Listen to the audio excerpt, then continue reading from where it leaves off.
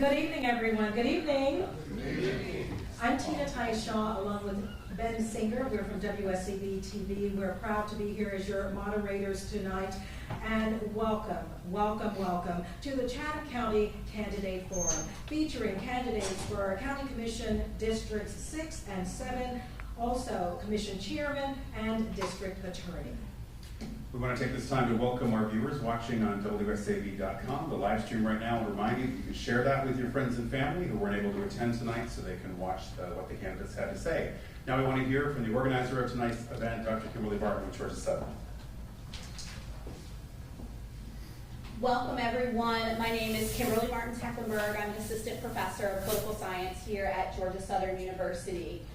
We'd like to welcome you tonight to Georgia Southern and WSAV's Chatham County Candidate Forum. We're glad to have you here tonight. We began hosting these forums with our partners at WSAV many years ago because we share a dedication to promoting active civic participation in the democratic process by creating opportunities for the community to engage with local candidates. We know that all politics is local, and that many of the decisions that affect your day-to-day lives are made here at the local level. This event is meant as a platform for local candidates to present their ideas and to help voters make informed decisions. A quick word about the format for tonight. We'll hold 30-minute forum sessions for District 6 and 7 at the beginning of the forum. Candidates will have 60 seconds for opening and closing statements and 90 seconds to answer questions. Georgia Southern invited all candidates from District 6 and 7, Chatham Commission Chair, and District Attorney.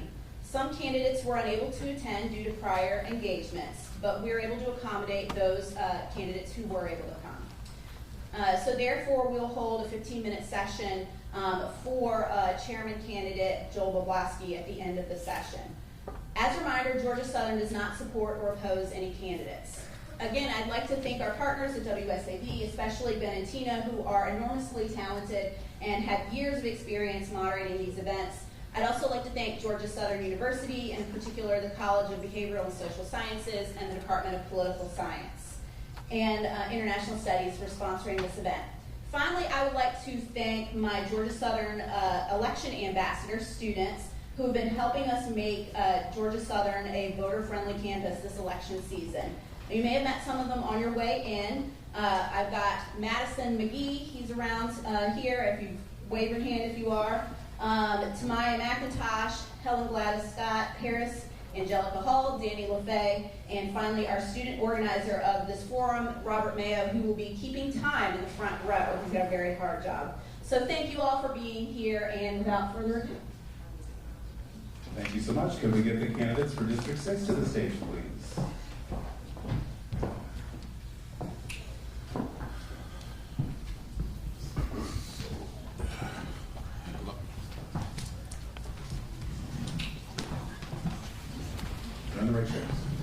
Are we able to begin with opening statements? We have Aaron Whiteley and Leonard Massey here. Mr. Whiteley, we'll begin with you. You have 1 minute for your opening statement when you're ready. Well, good evening, everybody. Thank you for being here. Thank you for having me. Now, I'm a husband. I'm a father. I'm a graduate of Savannah State University. I'm a combat veteran. I'm certified county commissioner, certified by UGA's Carl Vinson Institute of Government.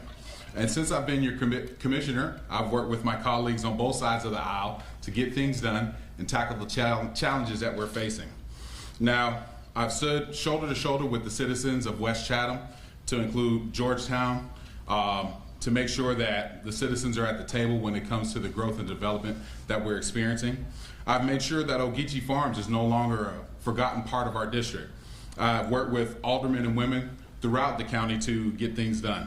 If I'm reelected, I'll work to get rid of the fire fee. I'll support our first responders and work to get that multi-court facility built, because you do know it is going to be built across the street from here. So I look forward to serving you all and look forward to this forum. Thank you. That's your time. Mr. Massey, 1 minute to you. Yes, sir. Does everybody hear me? Hello, man. Hello? All right, that's better. Everybody, my name is Lenard Massey. I'm a native of Savannah. I have a father of 5, 2 boys, 3 daughters. I've been married to my beautiful wife who's in the crowd for the last 12 years. And I was raised right here in Savannah by a single mom that worked tirelessly to provide for me and my 6 siblings. Well, my 5 siblings, there's 6 of us total. And though it was hard, she instilled the values in all of us that govern my every action, even to this day. That includes duty to your family, duty to your community, putting God first, and she instilled in all of us, no matter how hard it is, we could accomplish anything if we put our minds to it.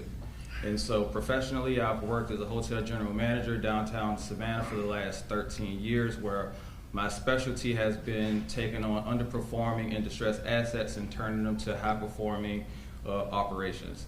For the last year, I've transitioned to work with our seniors. I'm the president and executive director of the social. Sorry to stop you, but your time is up. Thank you so much. We will go ahead, dive in, and begin with. Can we get the time guy to move to the middle, if you don't You mind? want to be able to see him as well? If you don't mind. To the middle, It's like please. you gotta Thank look. you so much. I know, right? Sorry. Thank you. Thank you. The first question, and this is for both candidates. We will begin with Mr. Massey as the answers start. You do remember you have a minute and a half to answer. This question is about Chatham County's aging infrastructure. Addressing all of our streets, sidewalks, bridges across the county would require millions of dollars. What are the priority areas within your district, and what is your strategy for tackling this challenge? So right now, I feel that it's not necessarily a revenue problem, it's a priority problem here in Chatham County and District 6 in particular. In the Bradley Point area, we have a lot of flooding in that capacity. And also in the 6th district, the population has grown exponentially in the last 6 years. And we have the same exact infrastructure that we inherited 6 years ago. And so I believe that we should prioritize making sure that the quality of life is positively impacted before we just put more on top of more residents. In particular, in Bradley Point South right now, there's a provision to take the lot sizes down from 50 feet to 30 feet to accommodate more housing. We all know we need more housing in the 6th district. However, the quality of life has been diminishing, and if we continue to do the same things we have done without addressing that infrastructure, it's just going to get worse and worse and worse. I've been going door to door almost every single day, every weekend, and every resident that I speak to, whether they're Democrat or Republican, the problem that they see is the infrastructure, the traffic, and the county not really addressing that effectively. And so I do understand right now the county spends about 73% of their budget on infrastructure. I do think that needs to be increased, and it needs to be targeted in the areas countywide that are most effective. Thank you. Mr. Lively, do you need me to repeat the question? Yes, if you don't mind. Yes. The question is about Chatham County aging infrastructure. Addressing all of our streets, our sidewalks, our bridges across the county would require millions of dollars. What are the priority areas within your district, and what is your strategy for tackling this challenge? So thank you for that. So when it comes to our infrastructure challenges, it's very complex because the county only has jurisdiction over unincorporated areas. With that being the case, I think of places such as the traffic that we all face to get here. That was caused by the light at Sweetwater Station Drive, which is on Highway 204. The challenge there is that 204 is a state highway, therefore the county has to work with the state to get that done. But don't fret, we're actually doing something about that. We have an active study currently for that very intersection to look at how we can get rid of that light to lessen those traffic woes. Also, we have another traffic study taking place on Highway 17, which again is a state route, so the county can't do anything specifically there without the go-ahead from the state. So we are doing what it takes to get that done. Now, with the annexation that's been taking place throughout our county, what that has done is tied the county's hand in a lot of ways. Annexation is ultimately the city of Savannah creating new spaces within the city of Savannah. The challenge is the county does not allow us to actually the city, it's their responsibility to make those roadways. So Bradley Point, Teal Lake, those are two City of Savannah areas within our district. They are relegated to what the city does first.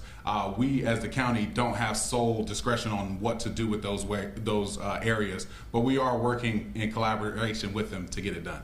Your time, thank you. Next question, this one from a student who is concerned about the vacant Savannah Mall and its impact on the local economy and community.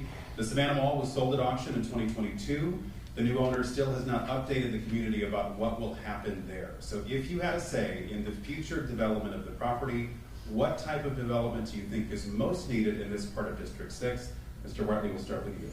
So I'd like to see that be more of a mixed-use development, some housing, also some commercial space, because here on the south side, as you see, we're short of businesses. I like to see small businesses, considering that small business is the backbone of our economy. So I'd like to see something that facilitates affordable housing, but also a place for people to shop, a place for people to spend money, a place for small business owners to get their show on the road, if you will. Now, the challenge there is, as a government official, I can only do so much. I'm not in the business of I don't believe that government should tell private business what to do.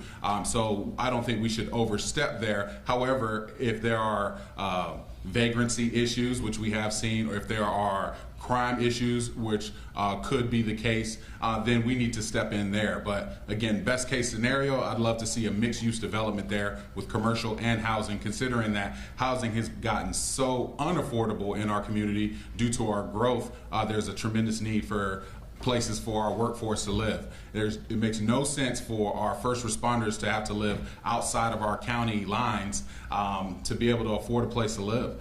So I'd like to see something like that on the 6th District. I think it'll be a catalyst for growth and create spaces for us to enjoy and show our tourists how beautiful the South Side is. Thank you. Mr. Massey, if you had a say in the future development of the Savannah Mall, what type of development do you think is most needed in this part of District 6? Well, of course, housing is a major concern in District 6. Now, the funny thing about the Savannah Mall project in particular, a friend of mine, her family actually is the one that purchased the Savannah Mall, and it was up for auction. That was a prime opportunity for the county to have leadership and actually bid on that particular property, so the government actually would have a say on what is the best case use for that particular property. And I do think we missed the ball with that particular property, in addition to the property that was across the street from it that was for sale, but the county did not purchase it.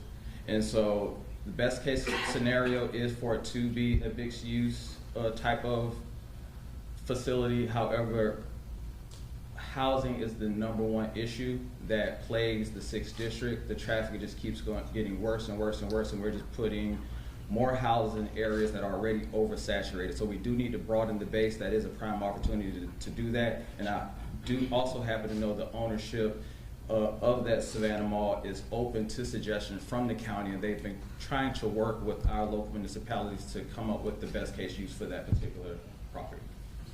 Can I rebut? Excuse me. Absolutely, go ahead. As a sitting, absolutely, as a sitting member of this commission, One second. Starting when? 30 seconds for rebuttal. As a sitting member of this commission, I think it's important for everybody to know that government cannot go and bid in auction. If we could have, we would have. I think that would be a great location for our regional athletic facility, which we do have funding slotted for in SPLOST 7, but unfortunately, we cannot go into bid like that because for us to move money, it takes an act of the commission. So that's why the commission didn't bid on that property. That was all. I'll take 10 seconds. You're fine to respond. We're going to start the clock. 30 seconds, go. Yes, ma'am. The thing with that, just how the county just now, like you're able to issue bonds for certain assets, and so even if the county cannot directly bid on it, the county could have an agent that could have done the bidding for the county, just how they gave a $130 million bond to CETA in order to purchase some things for the port. There's different ways the county can act to acquire that property, so they can't do bidding directly, but we all know there's a mechanism where they could have acquired it. Thank you, gentlemen. Now we will move on to the next question. And District 6 has become something of a haven for corporations and chains. What is your plan to bring more local business to the district? And Mr. Massey, will begin with you. to bring more local business to the district? Yes. Well, we actually have to have a tax incentives, I believe, for local businesses to want to invest in the communities where they actually grew up. And we also should incentivize the type of businesses that we need in the 6th district. So we just don't want any and all type of businesses that might have an adverse effect on the quality of life of the community. So we should know exactly, okay, our particular community needs this. What could we incentivize as a commission to bring that type of business into our community? We should go ahead and push that. And so of course you cannot just mandate this person does this particular thing, because it is a private public type of a partnership that has to take place. But we can make sure that in our budget and our tax code, the way that we're incentivizing certain businesses draws in what we need as a district. Thank you. And Mr. Whiteley, what are your thoughts? Yeah, so I think that's a great question, and unfortunately, the county commission is limited in this space as well. When we talk about the South Side, the county commission only has sole discretion over unincorporated areas. Everything else that falls within the city of Savannah, we have to work with the city of Savannah. I'm absolutely open and have proven to have worked with our partners at the city of Savannah, but I think the answer to that is collaborative area planning. What we have not had throughout our county is pretty much overlays where we get with our planning commission, which is partially funded by the city of Savannah and Chatham County, to say, hey, we're going to set up what we would like to see here. Now this of course would be a lengthy process because we have to make sure that citizens are a part of that.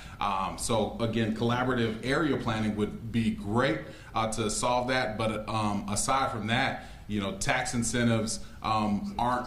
We could potentially offer some tax incentives, but we're very limited because our tax incentives would be maintenance and operations, whereas everybody in the county pays that. But on the south side, the majority of this property that we're seeing that's zoned commercial is within the city of Savannah. So again, unfortunately, our hands are tied. I remember when I was first running, I had a pie in the sky thought like that as well, but when I got in, I became a certified county commissioner. I learned what we actually could and couldn't do, and it's tough. I know it's frustrating as well.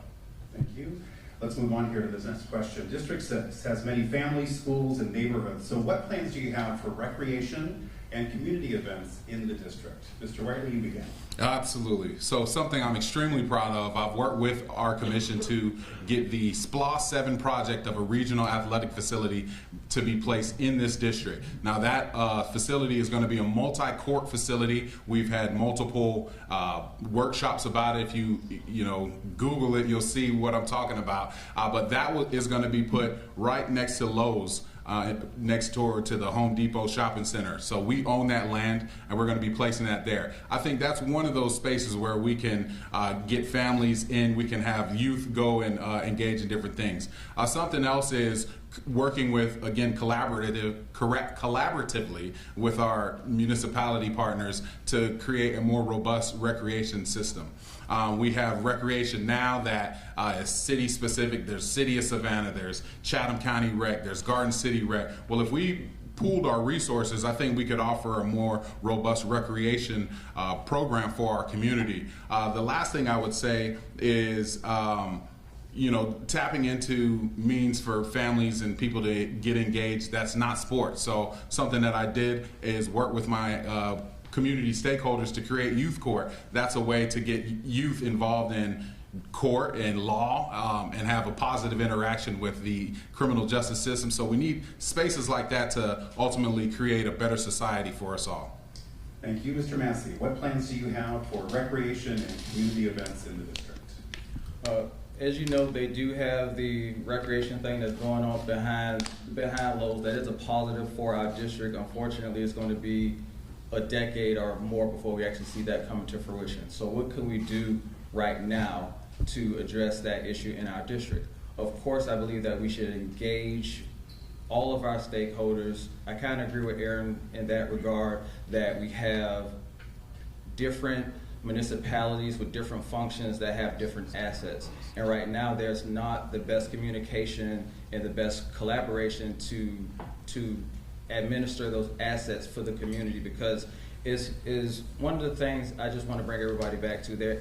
District 6 is a big district, but there is some things that the city has and there's some things that the county has. The county is only responsible for unincorporated Chatham. However, every resident that's in the 6th district that can vote, whether you're a city of Savannah resident or you live unincorporated, they vote to elect us. And so I believe that it's not the appropriate response to just pass the buck along to the city when you have that resident and you're asking for their vote. And then when something comes up, you say, hey, the city actually takes care of that. I think that we need to get the city of Savannah in a room with us, and we need to actually hash out some of these things, because that's what the people elected us to do.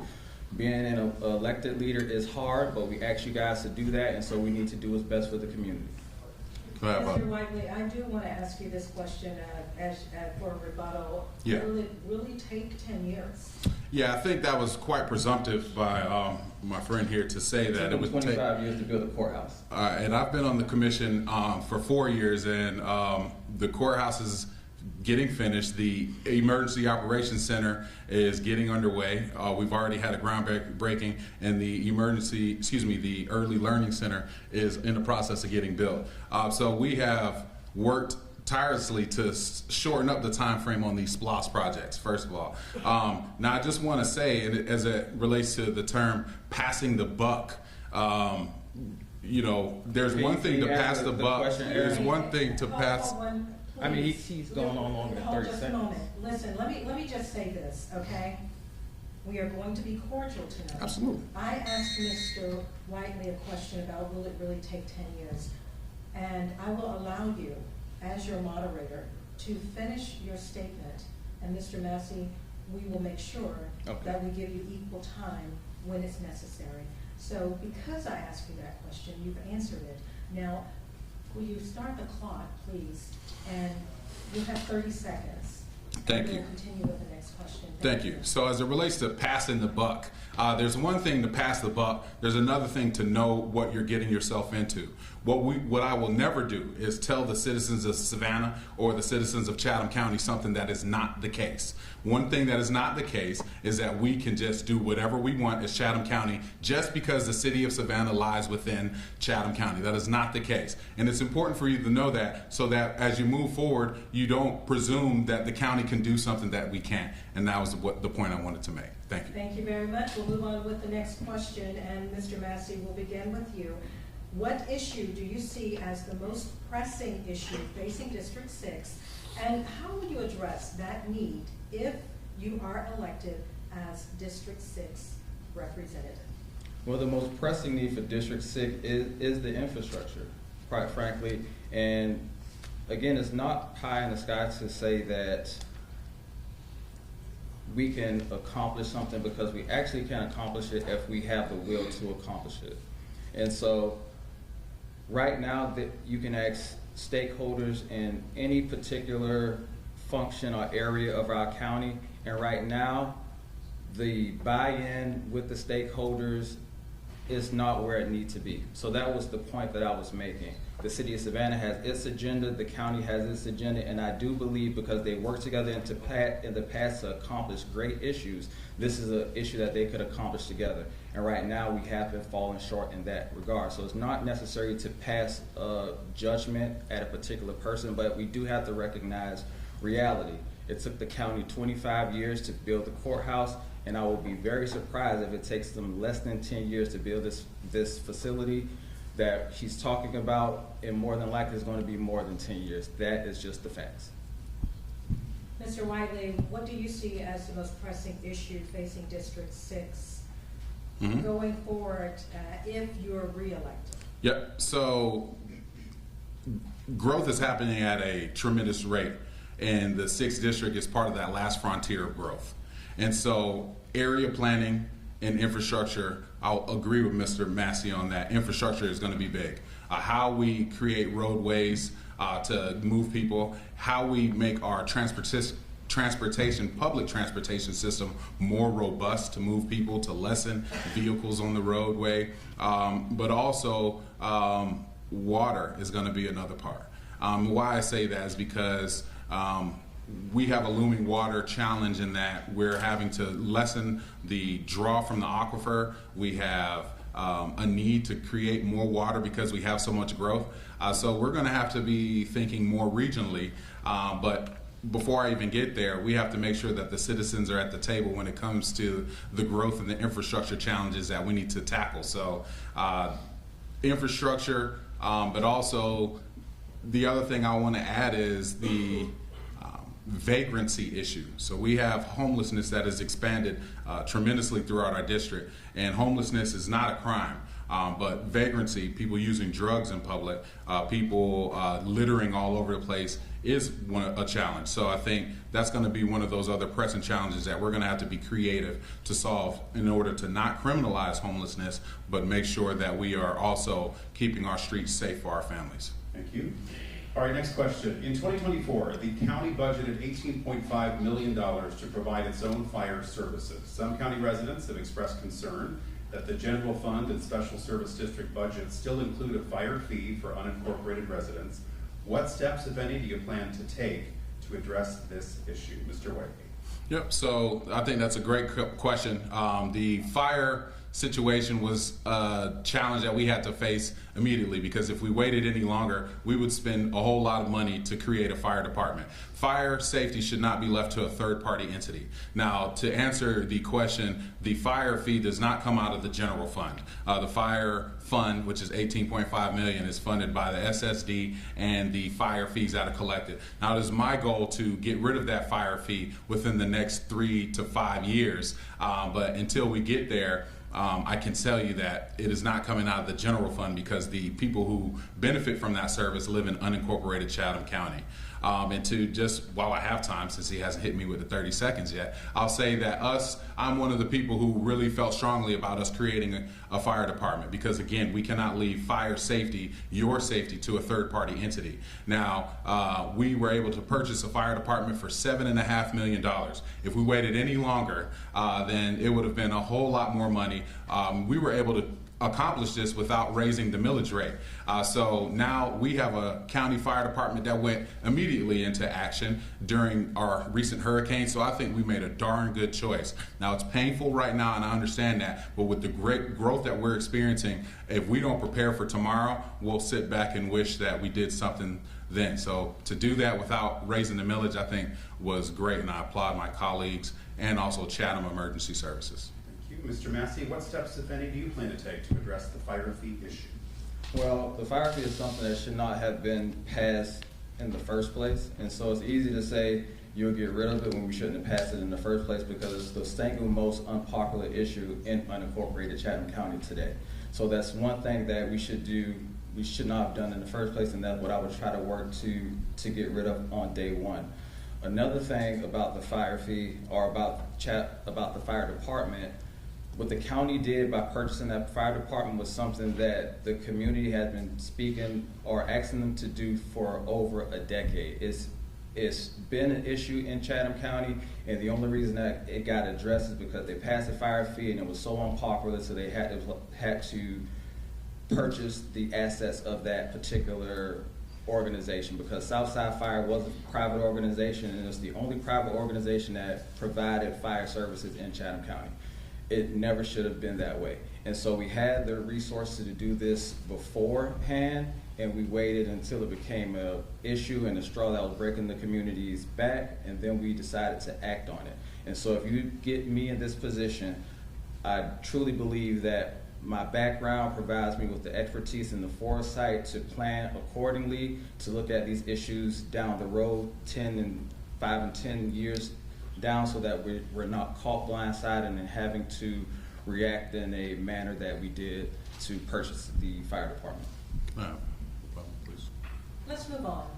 And here's why. We want to get as many questions as possible. That's fine. Okay, let's do that. Mr. Massey, we're going to stick with you. This next question is from a student whose home flooded near the Ogeechee River during Hurricane Debbie. The rainfall in Chatham and surrounding counties following Debbie was referred to as a 100-year flood. The hurricane underscored persistent problems with flooding and drainage in the county's roadways and low-lying areas. What actions will the county take to prepare for future flooding due to natural disasters? So, Mr. Massey, if you're elected, what would you push to prepare for future flooding? Well, it comes back to what we've been talking about the whole time. Infrastructure in District 6 or in Chatham County is terrible. Right now, according to Chatham County's website, we spend about 73% of our budget on infrastructure. And the infrastructure is still terrible, to be honest with you. There's the same issues, same flooding that happen year after year after year. And so we have to be more strategic in the way that we are addressing the needs of the community. So I truly believe that we need to spend a little bit more money on the infrastructure, and the way you do that is prioritizing when you're setting the budget and the agenda for the county. And so first off, we need more leadership or better leadership at the county level. That's why I'm hoping for and supporting Joe Boblasky for chairman, so that he can set the agenda and that we can get those things on the agenda that affects the county and the residents on day one. And so we do need to increase the budget. We actually have to implement things in a more speedy manner, and we can work with our state partners because there's funding at the state to address some of this issue, and the money is just sitting there. And so I'll work with our state partners and then prioritize the budget to address those needs. Thank you. Mr. Whiteley, your thoughts in terms of the actions that the county should take? Perhaps you've been on the Yes. commission? Yes, ma'am. Going forward, if there's a natural disaster, what will the county step up to do? Yes, ma'am. So I think it's important to kind of set the tone with reality and not perceptions. So what took place with that 100-year flood was not a failure of infrastructure. It was the Ogeechee River overflooded. It overflowed. It was not our drainage systems failing. All right. Now, what we experienced was 5 days of straight rain. So yes, our drainage systems were stretched very thin. That is absolutely true. But the flooding that took place was not due to failure of our drainage systems. Let's be clear on that. Secondly, as it relates to what we need to do, you're absolutely right. We have to do something, and this commission has done it. Our commission has great leadership with Chairman Ellis, who's been hunting money for us to get stuff done. We have a drainage study that's taking place currently that's leveraging federal dollars currently. It's not just sitting there. That money is being put to use to actually figure out where we can improve our drainage infrastructure and improve our water flows. So when we look at, the last thing I'll say is we're going to have to look at some of these low-lying areas, because the areas that flooded, you know, it was areas directly adjacent to the river. But the other thing we have to do is go back to that area planning, because unfortunately annexation placed two neighborhoods that are within our district, Bradley Point and Teal Lake, in harm's way. They were boxed in or flooded in like a moat because of poor area planning. So we have to have collaborative area planning. That's your time. All right, here's our last question. We're going to do the time limit at just 1 minute here because we're going to run a little over. We want to get into your closing statements as well.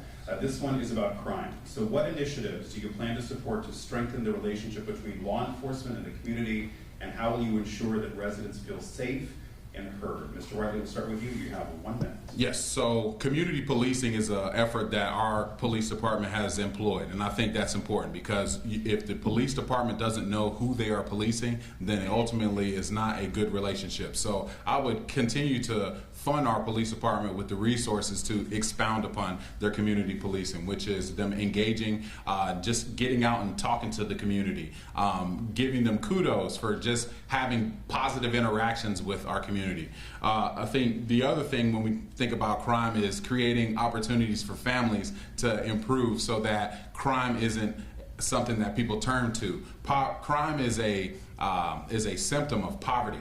And so until we have an unrelenting assault on poverty, we're going to continue to see crime. And so I would like to continue to address that, such as with youth court, creating positive interactions with the criminal justice system. When our youth understand how it works, perhaps it'll deter them from crime in the future. Thank you.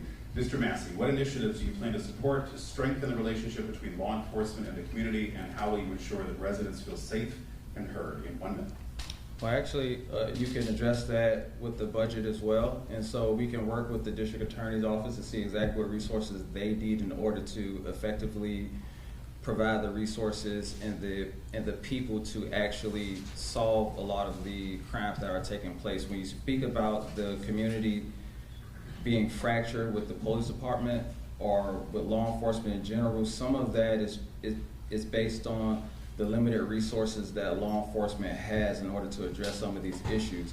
And so the community goes to law enforcement, they goes to the DA, and they try to get an update, and they can't really get an update on certain things, and that further fractures the relationship between the community and law enforcement. So of course we need to prosecute crime when it happens to keep the violent offenders and repeat offenders off of our street, but we also need to make sure that the DA and the law enforcement have the resources that they have so they can effectively do the job.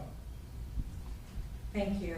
We will now have our closing statements from you gentlemen. We want to thank you, of course, for participating in tonight's forum. Mr. Massey, we will begin with you. 60 seconds, sir. Well, again, I just thank you guys for the opportunity to be here. My name is Leonard Massey. Of course, I'm running to be your next representative for District 6. If I am blessed and lucky enough to be chosen as your representative, I will work tirelessly to address the needs of our community. A lot of the issues that we have, they have been going on for years and years and years, and they have not been adequately addressed. And my background is tailored to solve this issue. Again, my expertise is taking underperforming and distressed assets and turning them to high-performing and profitable operations. I've done that at every single job or stop in life professionally.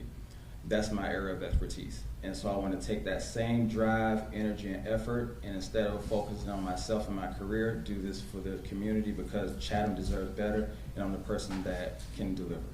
Thank you. Mr. Whiteley, a minute to you. All right, so thank you for having me, and I'll just say this to the voters of the 6th District. You know me.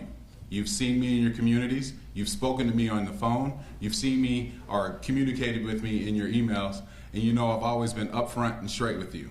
Now, since I've been on the commission, I've made good on all my campaign promises. I've worked to create ways to engage our youth court, expanding field usage. I've also worked with our community leaders to make sure that, I've worked to make sure that you have access to me. My number's on social media. You know what you're getting when you're dealing with me. Now, we have so much growth happening, we cannot afford a steep learning curve. We need somebody strong at the wheel who has courage, humility, and a true understanding of what we're doing. So I'm gonna ask you to vote for me, Aaron A. Whiteley. My name may be second on the ballot, but just know that the citizens of the 6th District are first on my list of priorities. Thank you. Thank you both. Let's hear it from the candidates for District 6. We're going to take a quick 5 to 7 minute break, and then we will continue with District 7.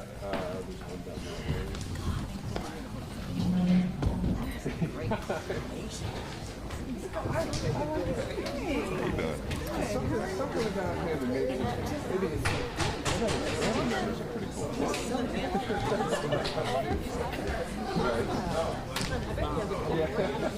Hey, how are you? You too. Tired, exhausted.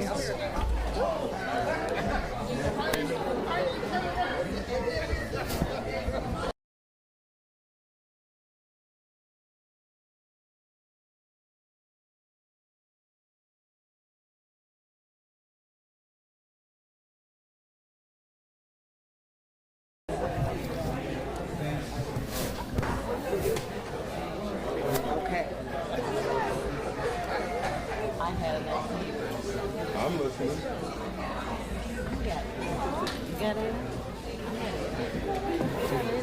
We posted on Friday. Right? Yeah. You got a shirt, right? And then, did I get you got it. How are you? Getting some stuff done. Gonna do it.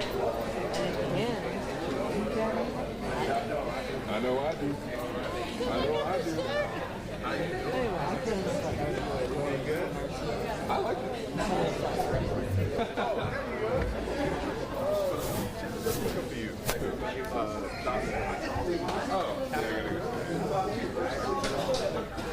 that was good. good. Yeah, appreciate it. I like the post. Check it out. You know I keep it up, keep it singer. Keep them singers, boy. You headed out? Yeah, I got to get my son. He got a basketball game. Hey, nice to see you again. Thank you. Appreciate you.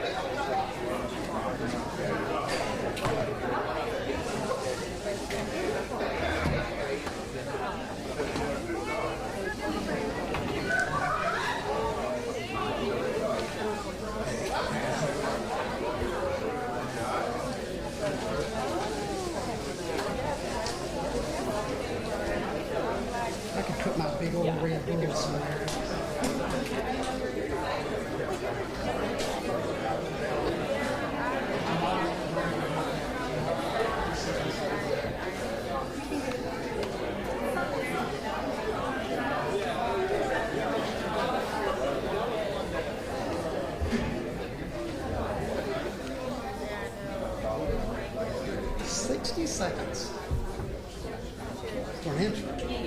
Jeez.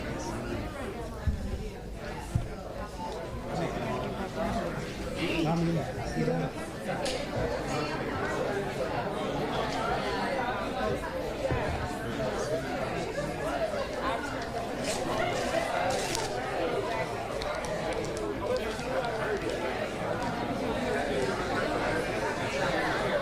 Yeah, he's right there. I'm right here. Sorry.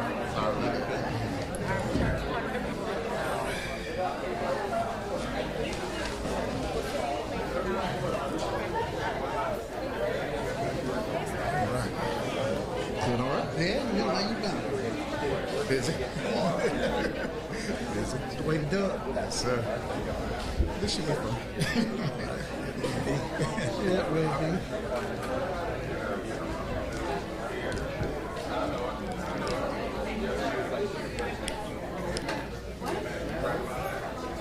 See, I messed up the other day. I went to spend a bunch of money to get me some contacts. Okay. Bunch of money. And I can't, for the life of me, get them in. So I'm up here with my little cheap wheat glasses for biscuits and my reading glasses for reading. Have you worn contacts before? Never. But they had me put them in before I bought them. And it was just ridiculous. Yeah, I've never do the contact. Yeah. So I wish I had one. I've got the glasses. Able to see out there.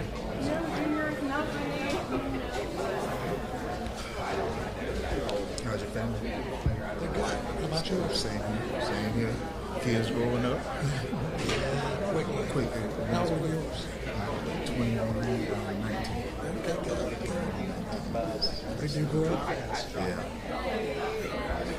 All right, please take your seats. We'll begin in just a moment.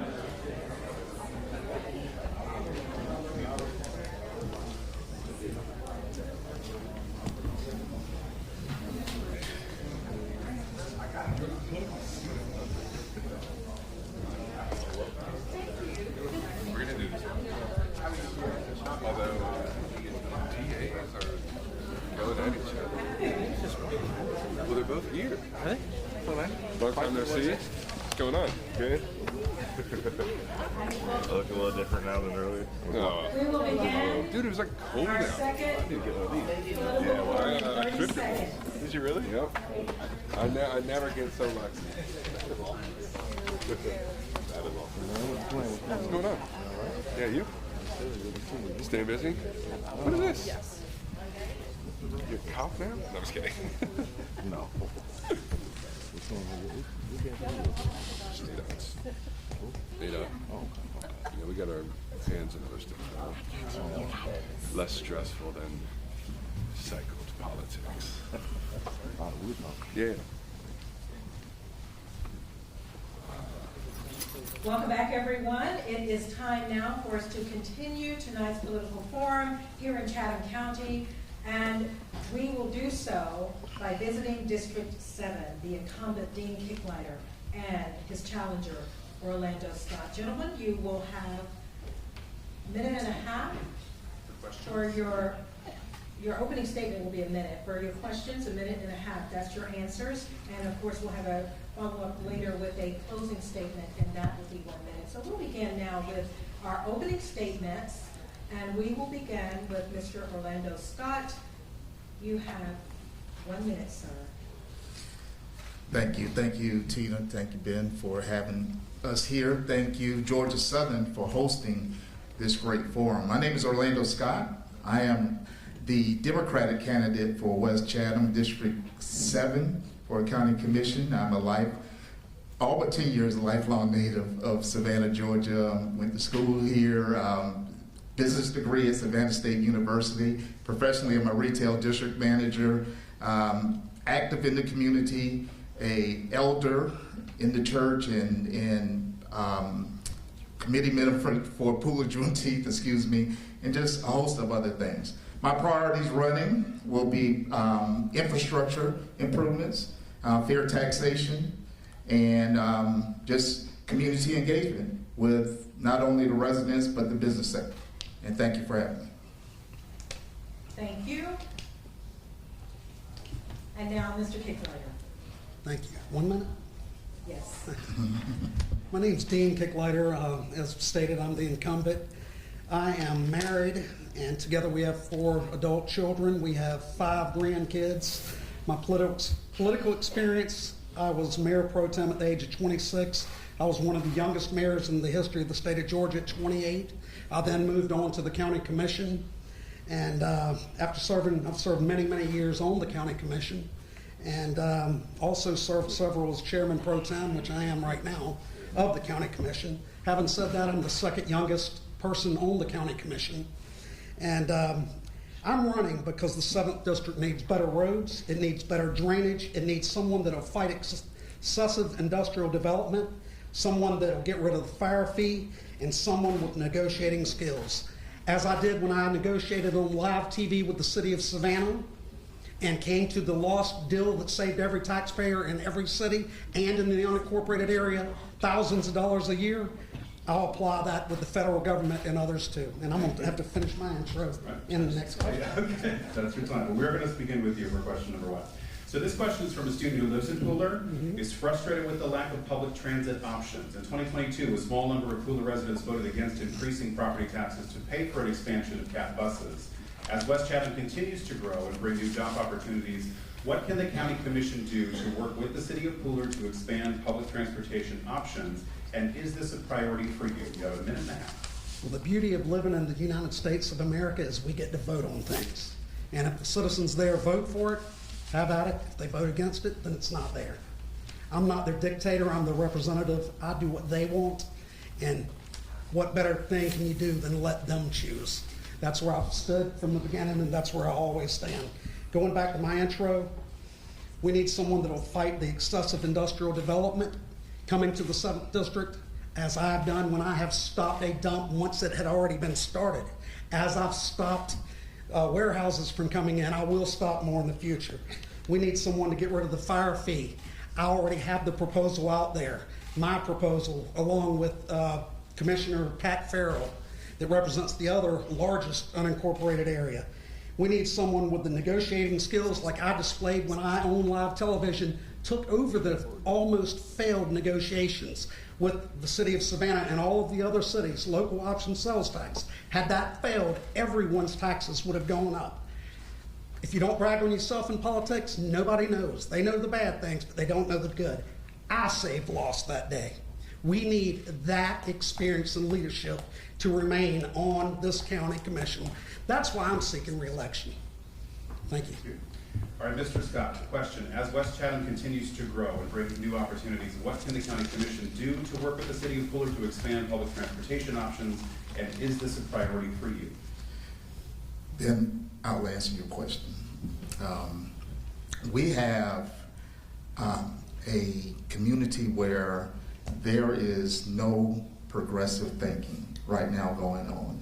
Our current sitting commissioner Makes a lot of noise, but gets nothing done. I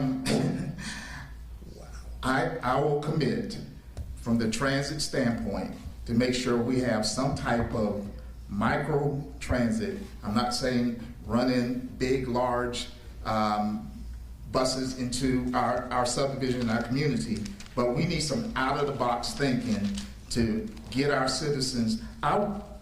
I run stores in the Pooler community.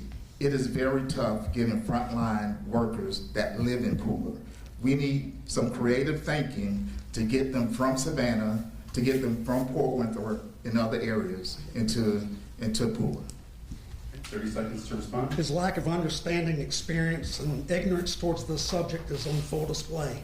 If not, he would know that there is absolutely nothing the county commission can do to bring a bus to Pooler, Georgia, because of the initial setup of CAT.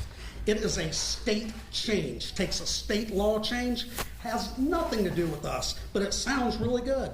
So if you can make something out of nothing, man, that's pretty good. But in this case, your lack of knowledge is very ignorant. And yeah, hell yeah, I'm loud. Mr. Scott, would you like to respond? Well, again, T-Splosh, excuse me. T-Splosh is one opportunity that we have to make that change happen. And yes, there are some limitations around the CAT services coming into to our Pooler community, but we have individuals from the county commission that sits on the CAT board where we can actually make that change happen. All right, Not thank true. you. Not We are true, moving yes. on to the next conversation. Both candidates have expressed their support for reducing traffic congestion in West Chatham County. We know that's a major issue. Through road expansion and construction initiatives, what specific measures do you propose to implement these plans effectively? And Mr. Scott, we will begin with you. Splosh that's coming up with the next term is the single most important issue, that decision-making issue that we'll have as a collective board. My priority around traffic infrastructure would be to have strong capital projects improvements in pain point areas around West Chatham. For my West Chatham residents, are you tired of sitting in traffic in Pooler Parkway?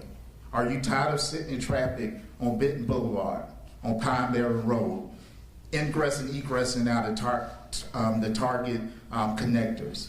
The answer is yes. Everyone that I speak to is frustrated because we've been dealing with these same issues for countless terms and nothing's getting done. So when I get in, I'll make sure that's a priority going forward and resolve a lot of those issues that we have. Mr. Kicklighter, what specific measures do you propose to implement these plans effectively when it comes to the traffic congestion in West Chatham County and road expansion? Tina, at this point in time, I'm so non-political. I would love to see an opponent that knew what in the hell he was talking about. It's very obvious with you telling me to fix a road in Pooler that you don't understand the structure nor your duties should you be fortunate enough to get elected by the people. You know absolutely nothing about the structure. Because if you did, you would know that Pooler gets their own amount to work on the roads in Pooler. And yes, we can get more money and subsidize it because the Pooler Parkway was built under my time there. All the roads out there, the reason you live out there was built under my time out there.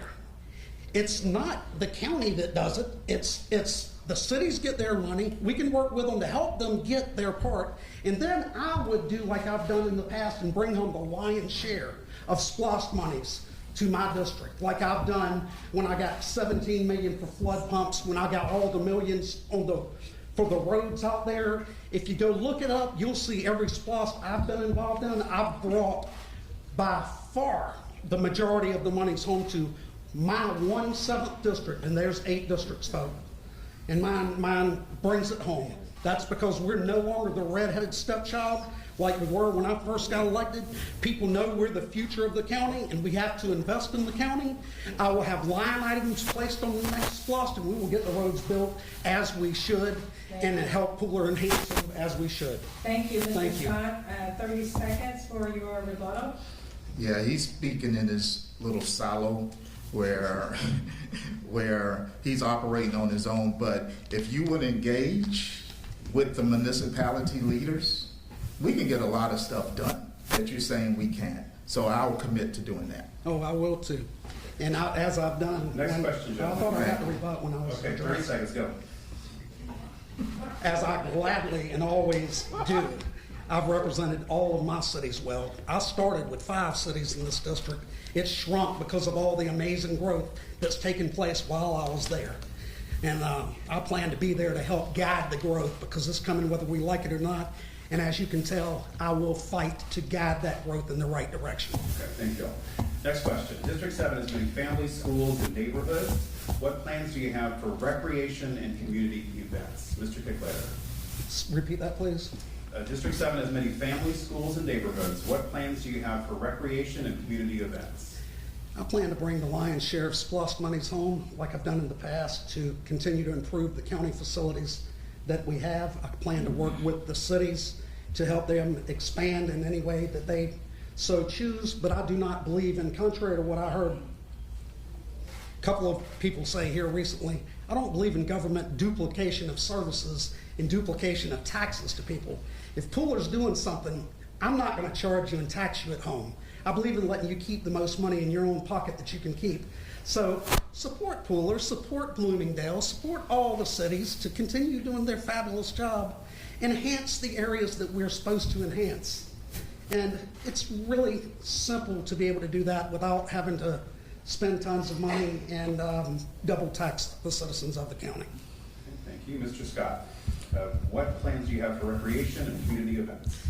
So I live in the unincorporated area of West Chatham County. There is not a single recreation facility there. There's not a community center. There's nothing for our kids. We have to travel to Pooler or Savannah to accommodate those needs. I will tell you one of the things that, one of the ideas that I have is to have a feasibility study done, if we can get the funding for it, to figure out what specifically we can do in the unincorporated area that our kids can be a part of. Pooler is coming around. They have some great facilities, just created a new tennis court, a huge recreation park, and we would do everything in our power when I'm elected to make sure those needs are supported. Thank you. We are moving on to the next question. The rapid growth driven by the nearby Hyundai plant has raised significant concerns among West Chatham County residents. How do you plan to address the challenges associated with rapid population growth, particularly in terms of infrastructure and public services? And Mr. Kicklater, let's begin with you. Thank you. First of all, I plan not to double tax the citizens in areas that it's not any need to do so, and put the money towards the infrastructure. And I don't know why you don't use your fancy clubhouse for a meeting facility, because you have one in your neighborhood. And there's no need for the government to spend money just for the sake of spending money. And there's plenty of community centers throughout our entire community. And, you know, it's the first I've heard. I've never received a phone call from the gentleman recommending anything. I offered to put him on committees to help out, but I hear about a first time I've heard about a clubhouse to my recollection right from him on that. I'm done. Okay, What was the question? Okay, Dean, here's what we're going to do. We are going to continue. How much time do you have left? How much? 48 seconds? So I'm going to allow you to continue. Thank you. So here is the question. How do you plan to address the challenges associated with rapid population growth, particularly in terms of infrastructure and public service? Okay, thank you. A multitude of ways. Right now I could text our governor and he would most likely text me back within a few minutes. I cut the speaker, our congressman's hair this morning, talked to him about the need for future water supplies to be brought into West Chatham County out there, that we need a regional water system. I texted the governor about the road problems. He texted me back, set me up with a video conference with one of the head people. It's called connections. I plan to use those connections, use my experience, use the bringing home of the dollars that I've been bringing home to bring in more to fix those infrastructure problems. New growth is nothing from what I've seen. When I first got elected, we had my district went up to 70,000, now we're down to 30. I have to cut you off right now, but we're going to move on. Mr. Massey, let me get your thoughts. How do you plan to address the, I'm sorry. I apologize. No problem. Sorry about that, Mr. Scott. Thank you for checking me, DA. Oh my goodness, there's a lot going on the stage right now. And I'm going to bring my Ben because he's showing me other papers. So that's my story. I'm sticking to it. Okay, Mr. Scott, now, how do you plan to address the challenges associated with the rapid population growth, particularly the infrastructure issues that we're facing in the 7th district and also public services? So we need strong capital funding for a lot of projects. You brought up the Hyundai plant. This plant is going to use 6 million gallons of water a day. To put it in perspective, the city of Savannah used 60 million gallons of water a day. That's going to be a huge impact on West Chatham residents, whether you're speaking of citizens with wells or whatever. So environmentally, this will probably be the greatest impact that we have over here. So making sure we get the capital funds. Not only does the commissioner have relationships, I have relationships also with federal elected officials. I've known Senator Warnock for over 50 years. Recently was endorsed by Senator Alsop's office for this seat, and I have several state friends.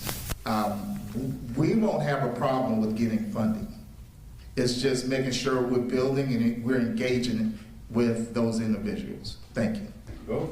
Next question. Now that the county is providing fire services, how will you ensure that the new fire department and other Chatham County first responders are equipped to respond to the needs of citizens? Mr. Scott, you take it. So I applaud the current commission for getting the Chatham County Fire Service. When we had it under CES, it was very problematic. There were a lot of complaints around the fire fee, lack of communication from our current commissioner. They changed the formula 3 times and never informed anyone. So I'm all for it. I commend Commissioner Whiteley for his spearheading the project, and we will continue. It'll take a few years. It'll take a few years to get it fully running, but it was the right thing to do. As far as the fee, we need to turn it to a tax. That way, you can escrow it into your mortgage, and also you have a tax benefit. So I'm all for it. Thank you, Mr. Pickleiter. Now the county is providing fire services. How will you ensure that the new department and other Chatham County first responders are equipped to respond to the needs of citizens? By providing them with the money they need to run a top-notch firefighting department. I want to state that right off the bat that we don't need to tax the citizens for this. I've provided a plan along with Commissioner Pat Farrell, and I believe it's actually supported by my good friend out there, Mr. Whiteley, Commissioner Whiteley, where we can absorb over a period of time, we can absorb the entire fire department budget into the M&O portion, offset with M&O funds. We can absorb it, and we can do so without increasing taxes on the people in the M&O portion of the budget, and without doing anything but getting rid of the fee altogether in the SSD portion of the budget. That'll take a whole lot more than a minute to explain how that would work, but it's been proposed, it will work, and right now we've got the momentum going. We've held workshops on our idea. We're moving forward. It will be done, and I will rely on Wayne Noah, the former fire chief, who's now going to be an incoming county commissioner, to help slim that budget back down somewhere closer to the range when he had it, for millions of dollars less with a higher rating. Okay. Thank you. We are moving on to the next question. So many considered the Chatham County Commission's efforts in 2022 to negotiate the distribution of $1 billion in revenue from the local option sales tax to be contentious. How would you approach fostering collaboration and communication between Chatham County and other local municipalities, such as the City of Savannah, to ensure that all voices are heard and agreements are reached more smoothly in the future? Mr. Kickline, we'll begin with you. Thank you. To set the stage, it was coming down to the wire. It was our last commission meeting. The City of Savannah had a meeting the following week, and the chairman on this occasion had a rough time negotiating any type of deal with the cities. If the deal would have failed, taxes would have gone through the roof, property taxes for everyone living in the unincorporated areas of the county, and also for everyone in the each one of our cities in Chatham County. At the final, very last meeting, commission meeting, before this deal was about to fall apart, I took over the negotiations at the commission meeting on live television. I started it with the mayor of Tybee Island, and then the manager got wind. He came, of the City of Savannah came in. Before that manager walked out of that door, I had an agreement with that manager and that mayor, and also with my county commission and chairman. I saved it, and I'll bring those negotiating skills back to the county commission when reelected. Mr. Scott, how would you approach fostering collaboration and communication between Chatham County and other municipalities, such as the City of Savannah, to ensure that all voices are heard and agreements are reached more smoothly in the future? I think it's about being present in our municipalities and engaging with the municipality leaders. I've lived in West Chatham for 14 years. I attend numerous events with the City of Pooler, the Chamber in West Chatham. I have never once seen my commissioner in his government capacity in West Chatham. That is a problem. He talks about these relationships that he has, but I can tell you, if you speak with the average West Chatham voter, they will tell you differently. So it's about engagement. I'm from the City of Savannah, so I don't have a problem with engaging. I know most of the public servants that serve there. I see my good friend in the back, Alderman at large, and you know, we'll be supportive either way. Yes. Thank you. You want to respond to that, Mr. Kickler? Yeah, I'll just state that my track record's proven. And if anybody remotely dug into everything I've accomplished, you wouldn't even be running. We're going to move on. We're going to start with you, Mr. Scott, for this one. According to the Chatham County Police Chief, Jeff Hadley, overall crime in 2023 was down about 9% from the previous year. Total crimes were the second lowest in a span dating back to 2018. Violent crimes, however, up 37 incidents at the beginning of 2024, the second highest number since 2018. Crime remains a key topic of discussion for local candidates, so what strategies do you think the county council should implement to better address crime? Mr. Scott. Well, we can't get serious about crime until we solve the E911 issues that we have. We're dealing with an antiquated system that our public has to deal with. Imagine you calling 911 and getting a voicemail. My wife almost died 4 years ago waiting for a response from our emergencies in the county. That's an issue. And We've been dealing with this at least 3 of his terms, and he hasn't done anything to address the issue there. So we need to fix that. Even in our sheriff department, God bless him, he's a walking miracle. I'm glad he's back, but he's working 2 days a week for 4 hours. That's a problem. You cannot address in a jail that's short staffed and that's overcrowded. You need a full-time representative that's really driving the narrative to push crime if we're really serious about it. Thank you. Mr. Pickletter, what strategies do you think the county council should implement to better address crime? First of all, I understand what the correct strategies that we're legally allowed to do and implement. The sheriff, constitutional officer, same elected authority that we have as commissioners, he is his own, and this sheriff in the structure chooses not to police anything. He does the jail and protects the courtrooms. That's it. Has nothing to do with fighting crime in our county. And that's his choice. If we don't like it, we can elect somebody else in, but nothing to do with the county commission. To understand how to fight crime, you got to understand the structure, and to understand the structure, you have to study or have served a little bit. We have a special service district tax which pays for the Chatham County Police Department, which should be called the Unincorporated Area County Police Department, because it's funded by those people to protect them. I was one of only out of 18 people that voted against merging with Savannah back in the day. Almost tripled the cost back when that happened, and all the police that the unincorporated area was funding was running out to Savannah to fight it. I was the only one that stood up against it. I fought, took years, but I got it fixed. Unincorporated Chatham is one of the safer places anywhere around, and I'm so proud of this police department that I stood on that limb by myself and fought for years, and I got it back. In Chatham County unincorporated area, you're much safer because of that. That's the only area of Chatham County that we have the authority to police, is the unincorporated areas. Thank you so much. And the next and last question for you gentlemen is about affordable housing, something that so many people are concerned about in our county. What, if anything, can the county do to help with the increasing costs of rental housing in Chatham County?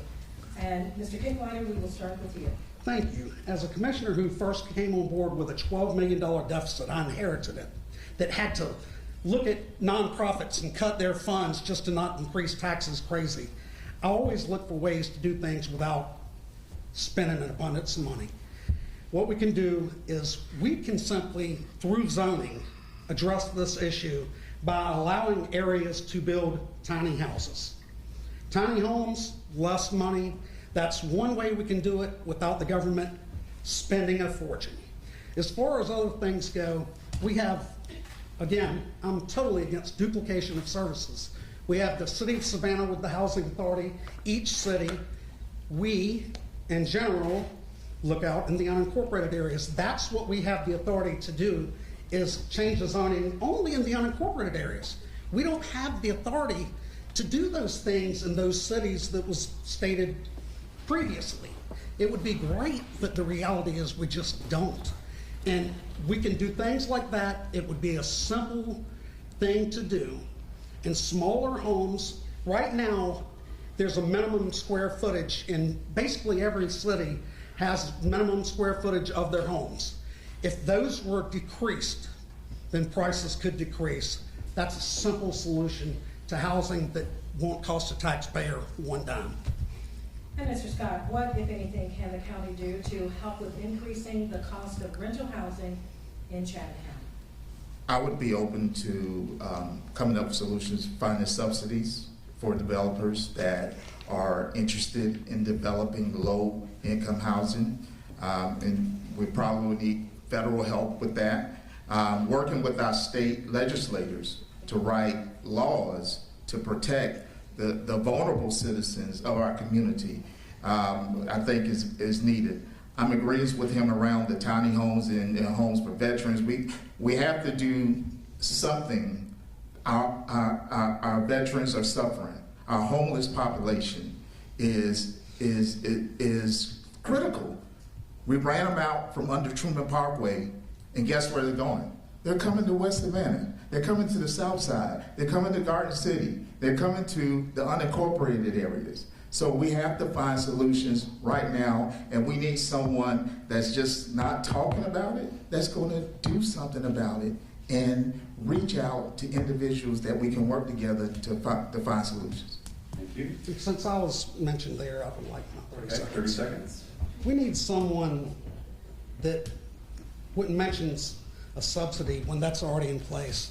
It was on the news yesterday, I believe, about Savannah with the down payment assistance, the housing authority giving down payment assistance along with, I can't remember what they said, but don't triple dip.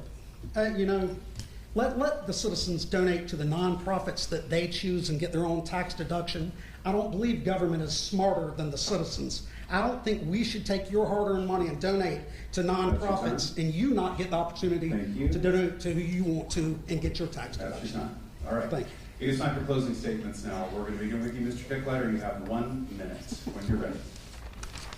Don't start. Please. Closing, I'm going to take part of my closing to apologize for getting excited and saying some things in a way I'm not excited about now. But I get very passionate, and I do get upset when I hear, God, this here's mean again, nonsense.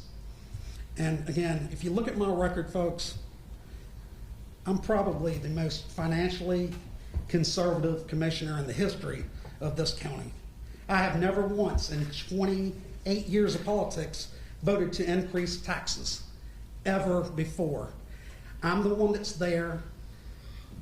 I was getting a little burnt. How many seconds did you hold? I'm sorry. 15? All right. I'm there for you if you'll have me again. I want to put in 4 more years because SPLOST is coming up again.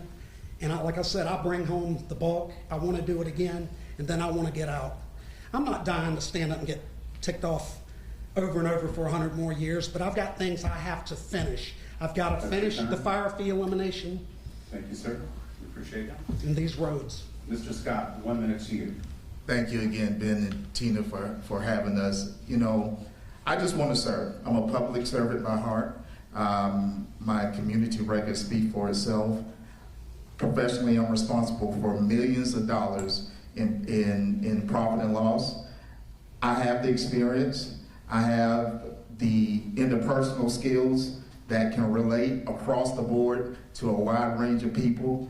And the citizens of West Chatham deserve someone that's engaged, that's someone that has their best interests at heart and is going to fight to the roof for them. So again, I'm Orlando Scott, and I'm asking for your vote this coming November. Thank you. Let's hear it for the candidates for District 7. Thank you so much for your time. We're going to take a quick 5 minutes. We'll come back to talk about commission chairman.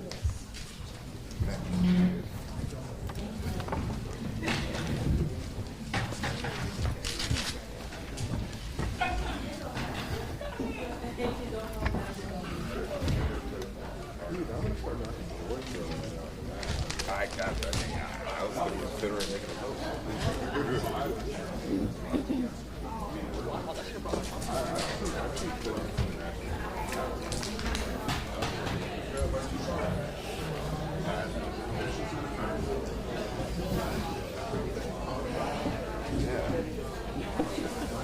Shoot, I want to move there to start running up.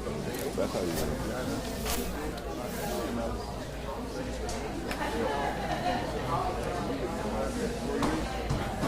sit right next to him. He's excited. Well, he don't. He's black. No. Excuse me.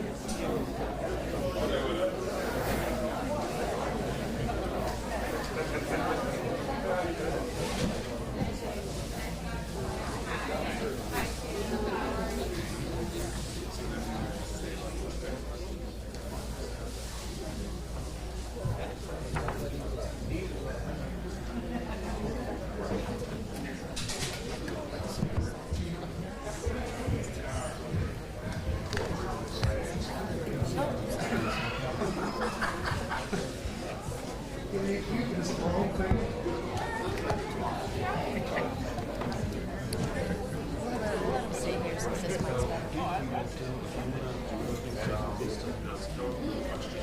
just limit it to 15.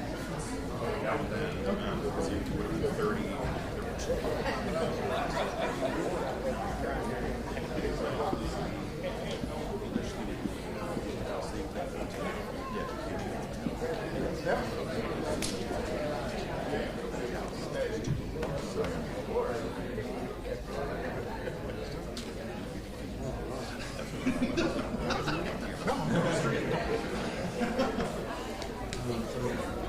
Appreciate you, man.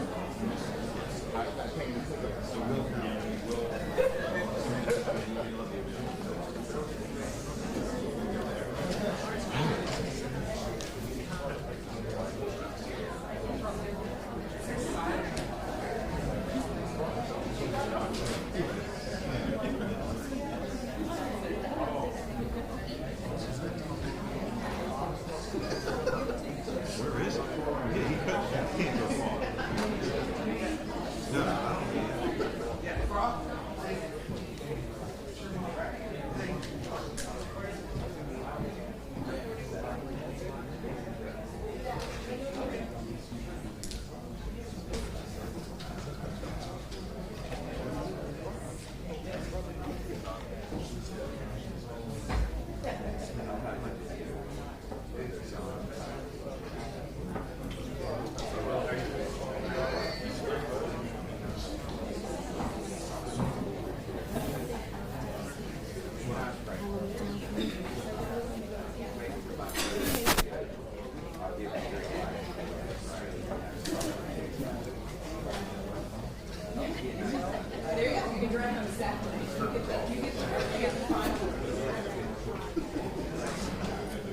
We'll separate these into little cups.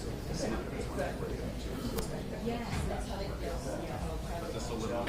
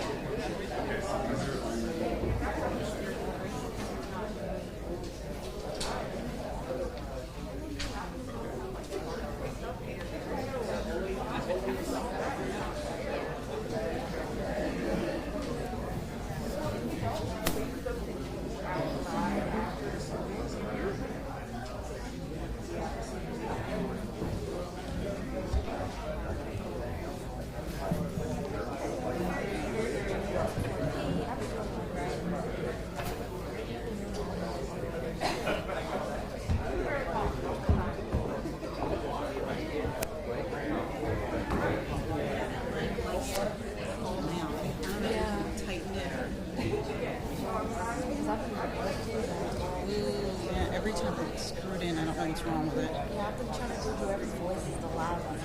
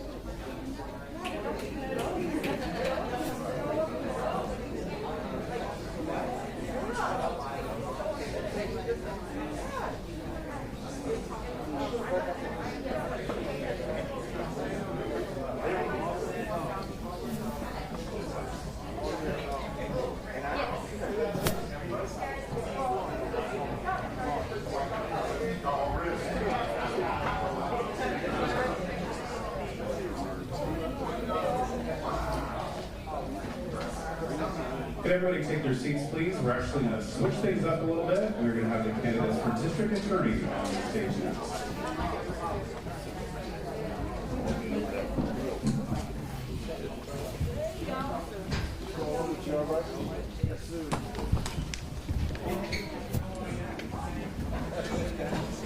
Huh? No, I was just up there and then, Sorry. I didn't mean to keep strong hands.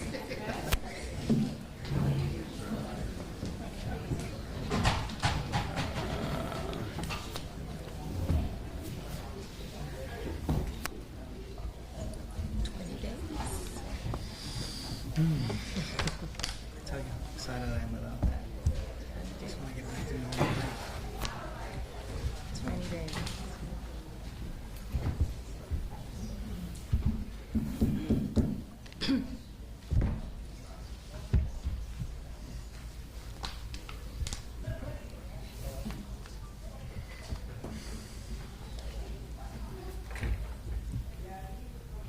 Welcome back, everyone. We continue our political forum tonight with the candidates for district attorney in Chatham County.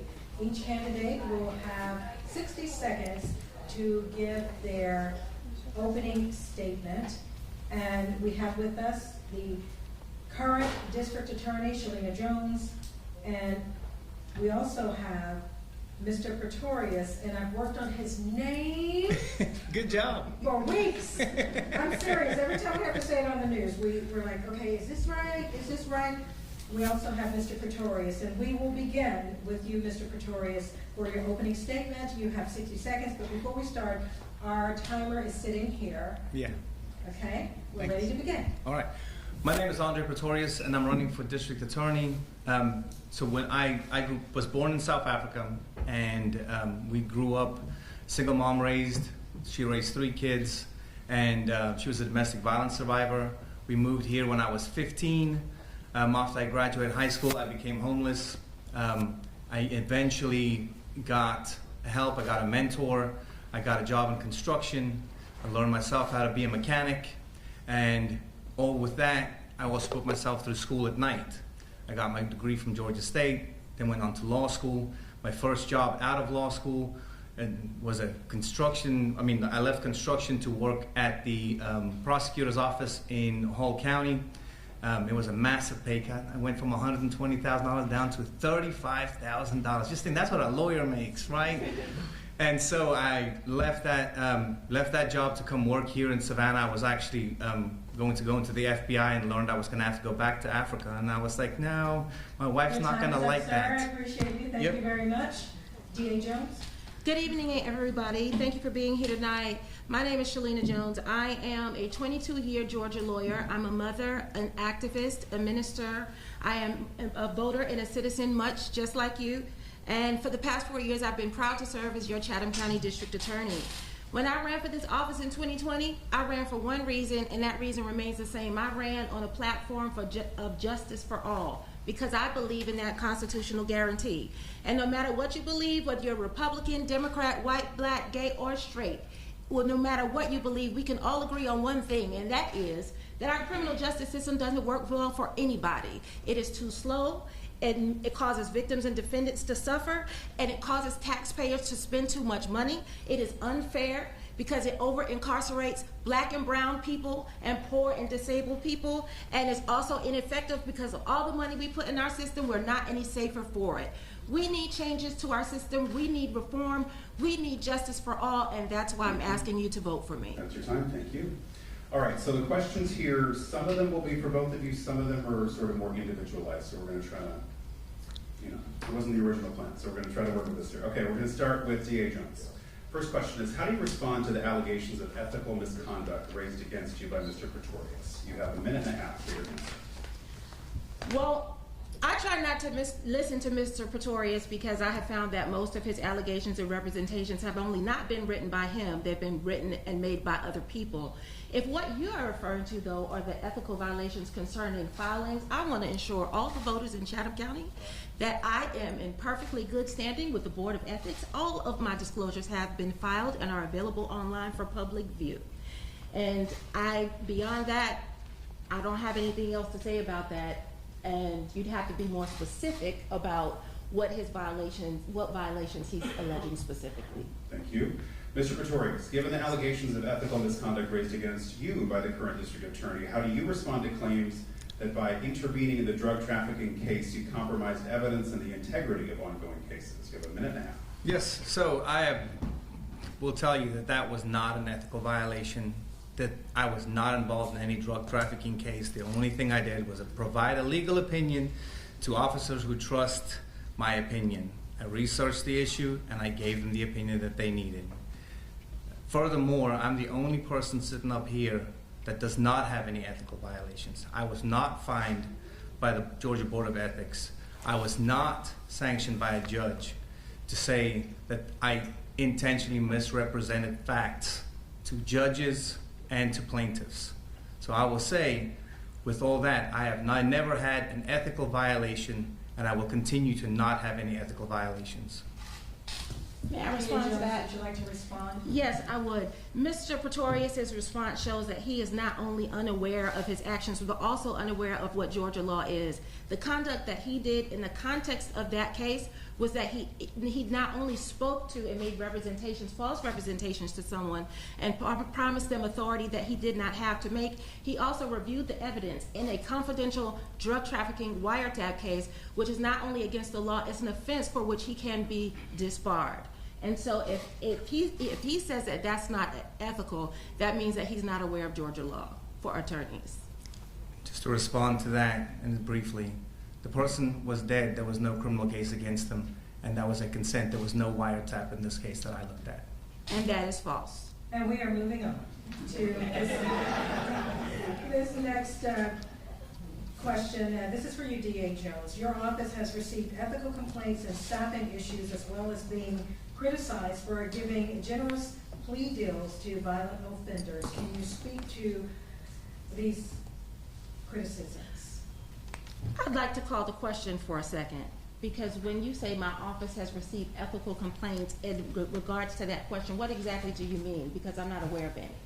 No, these are not my questions. Okay. So I want to address that to Georgia Southern's assistant political science professor. These were questions that came from the community. Okay. Things that community members had asked and wanted us to ask you all. Okay. So justice requires that I am very specific about the information that I convey, because there is a lot of misinformation floating around out there about what's been said about my office. There have been no ethical complaints made against my office, particularly as it relates to plea negotiations, plea offers, or anything of that sort. It's hard for me to answer a question that's based on misinformation. So would you like to give me another question or rephrase it, or how would you like to do that? This is what we'll do with this question. We will move on. How about that? Sounds good to me. I think that's the best thing to do, and we're going to go now to Mr. Pretorius. Let us discuss the backlog cases after the pandemic. You previously claimed that 3,000 backlog cases were dismissed. When asked, you mentioned that you do not have a formal report to verify the numbers. Can you now provide independent verification of these numbers for voters? Yes, so the easy way to do that is when you go into the court system and the dockets that are run on that day, you can look at those dockets and you can verify which cases were dismissed and which ones were not. It's very simple to look at when you go through those, and so you can go through 3,000 cases and see how many of them were dismissed. It's just a random thing that you just go in, you look at dockets for that judge for that specific day, and you look at how many cases were dismissed. And I can tell you, those are the ones I researched. I didn't go any further than that. There may be more, and a lot of those cases that were pending about a year ago would already have gone past the statute of limitations. And so those cases would automatically be dismissed because they are beyond the statute of limitations. So DA Jones, are the claims accurate? What happened to those cases? No, that's not accurate. Mr. Pretorius does not know what he is talking about. First of all, there are many different reasons for which a case can be dismissed. And so for you to glibly say that 3,000 cases were dismissed, it doesn't make any sense. Are you saying 3,000 cases in one day, 3,000 cases in 4 years? If the case was beyond the statute of limitations, as you suggest, legally it would have had to be dismissed. Since the last debate and now, you have had ample time to produce the reports and the data you're referring to. The real answer is that you don't have it because it doesn't exist and it's a false claim.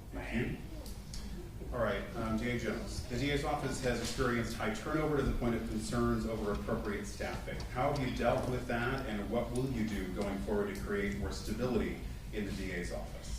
Interestingly, people talk about turnover in the DA's office, but we all know post-COVID that turnover and the lack of available employees was an issue everywhere across every industry, including SPD, which is down 112 officers. So getting back to my office, when leaders lead, they find innovative ways to do more with less. So here's what we did.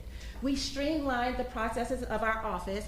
I have advocated for my employees and my staff to get $6,000 one-time retention bonus. Thank you to our county commission for allowing me to do that after so many years. We advocate for a better quality of life. I give them a work from home or flex schedule to make their lives easier. And then I have an intake unit whose job it is to reduce their caseload so that we can bring them down from 600 to 800 felonies down closer to the 150 threshold that they're supposed to have. So these are all the things that you do to increase efficiency and do more with less. Thank you. Mr. Pretorius, you present yourself as a pro-police, law and order candidate. Do you plan to do away with the progressive youth intervention programs to keep young people out of the criminal system? No, I am one of the persons who started the youth intervention programs that we have at that office, and those programs are still being used in that office. When I started there, we started first-time youthful offender diversion programs that had a 95% success rate. The reason we started those programs is because I used to have to deal with those things when I was younger. And when you find somebody a mentor, you find them a job, and you get them back in school, then they can become successful.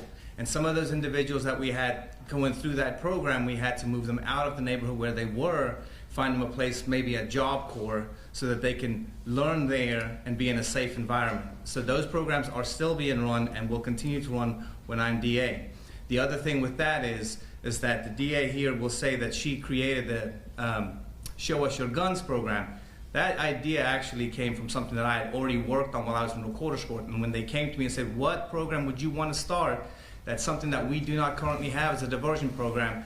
That program was my idea to say, this is what we need to do. The only problem that I had with that program when it started was that there was no judicial oversight. The studies show continuously that to make a program successful, you have to have some judicial oversight, because an individual, especially a young kid, does not know the consequence of their action unless a judge sits there and tells them, like, this is what I can do if you don't comply with the stuff that we are doing.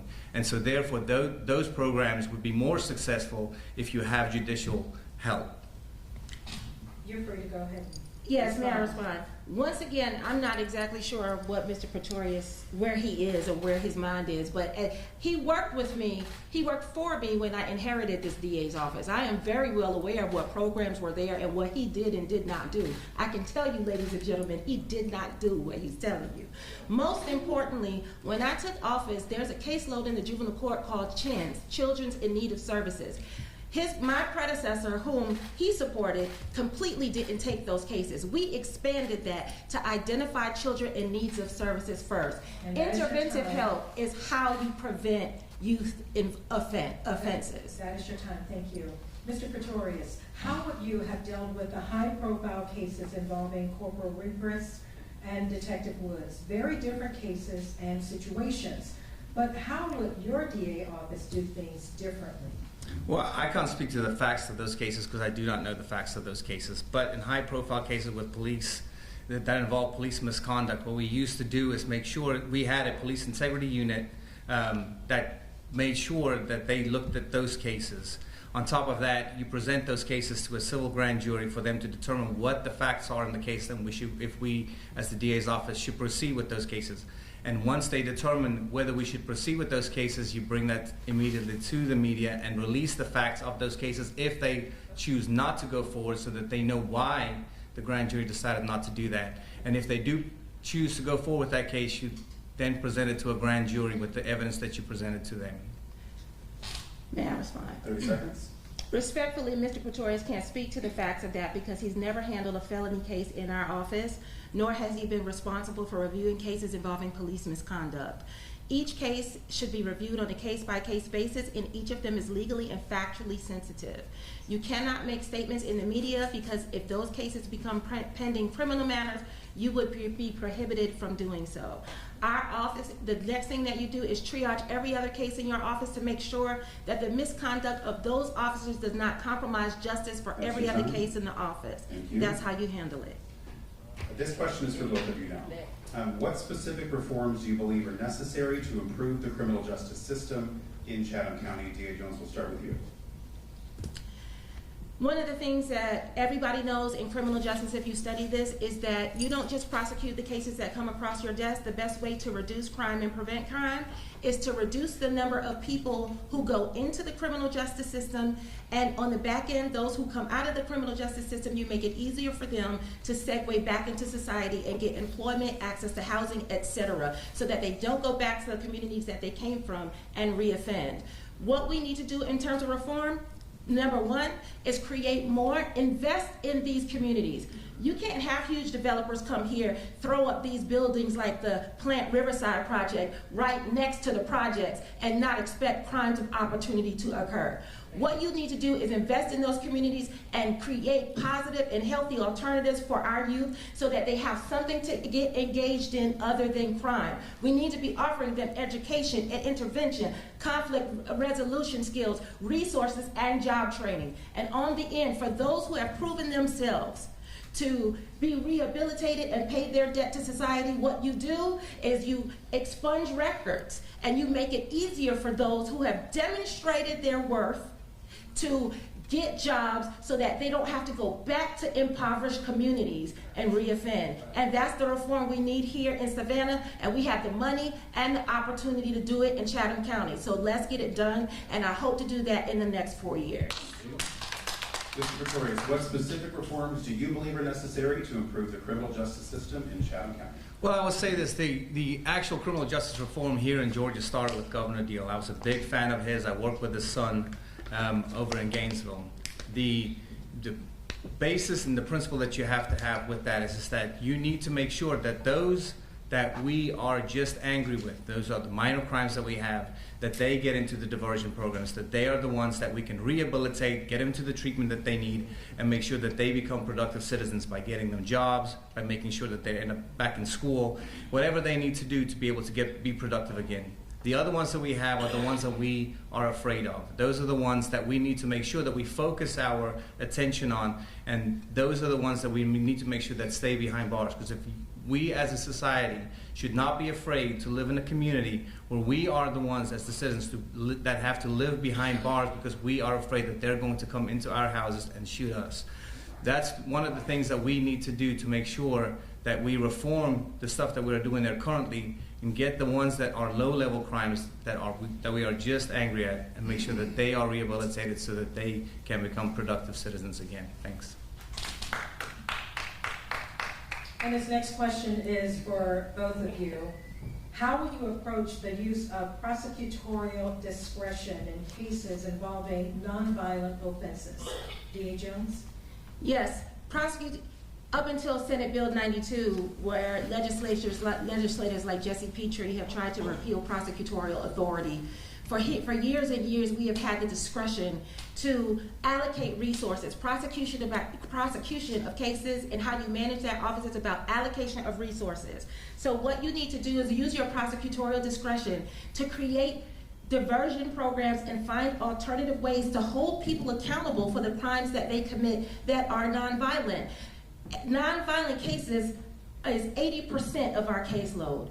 If we find a way to put people in programs, especially for drug possession and drug use, and put them in treatment programs so that they don't cycle back through the system, we can, for those who need anger management counseling or domestic violence counseling or whatever the case may be, for those repeat shoplifters, put them in a training and a counseling so that they stop reoffending or address the underlying economic needs that cause them to shoplift. By handling the 80% of cases in our system that way, we can focus the majority of our resources on the remaining 20%, which are the violent crimes, the murders, and the serious violent felonies. And that's what my office has been working hard to do these past 4 years, because we want to make sure that we put our highest talent and resources and training to the cases that matter most to you and the cases that pose the greatest threat to our community.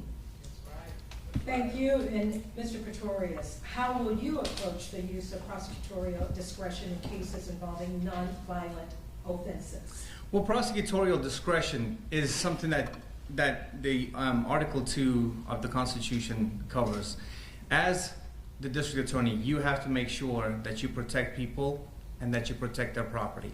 So you have to take that into consideration because you are the person that is to make sure that the laws relating to those are enforced. But prosecutorial discretion comes down to whether your person sits there and believes that there is enough evidence to go forward with the case. That is the only thing that we have discretion over. We cannot just dismiss cases based on the charge.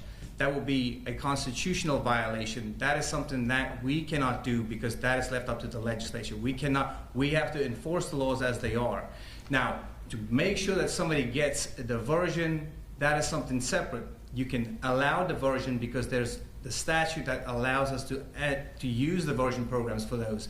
That is not just prosecutorial discretion. What we're doing is making sure that those people that need treatment, those people that need to be rehabilitated, those people that need jobs, those people that need to be productive members in society, that they get the treatment and the rehabilitation that they need to be able to do that. But as far as a blanket dismissal of a specific crime, we cannot do that. That's something that's left up to the legislature. And when they tell the prosecutors that we are going to get rid of that law, then we can do that. But prior to that, we cannot just say we are not prosecuting that specific law. Thank you. 30 seconds to respond. This is very critical because prosecutorial discretion really comes down to economic resources.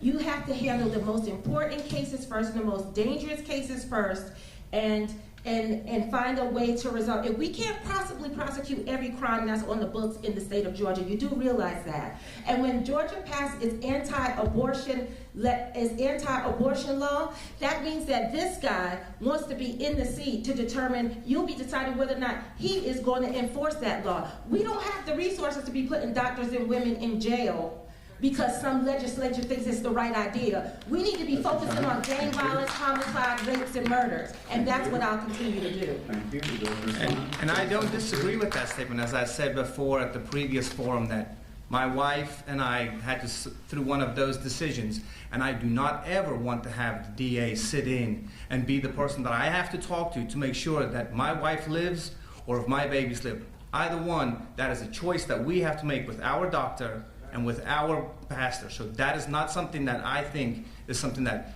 she can just say, oh, well, he's going to do that. No, I don't agree with that. Thank you. Mr. Pretorius, will you say to you? How do you plan to address the intersection of mental health and substance abuse issues within the criminal justice system? Well, I would say we have a great system that deals with those things. We have mental health courts, we have drug court, we have DUI court, we have family treatment court. We have different court programs that deal with those specific issues. And like I said, the reason why those programs are successful is because you have judicial oversight over those.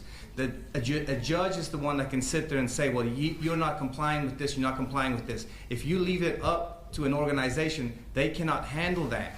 And the reason those programs are 85 to 90% successful currently is because there is that oversight, and we can make sure that if something is needed immediately, that the judge can order that, whether it's treatment, whether it's sending somebody into a hospital, that can be done immediately. If you leave it with an organization, the problem that you have there is that they don't have that power, and they cannot just send someone out and put them in a mental health hospital or have that treatment provided to them.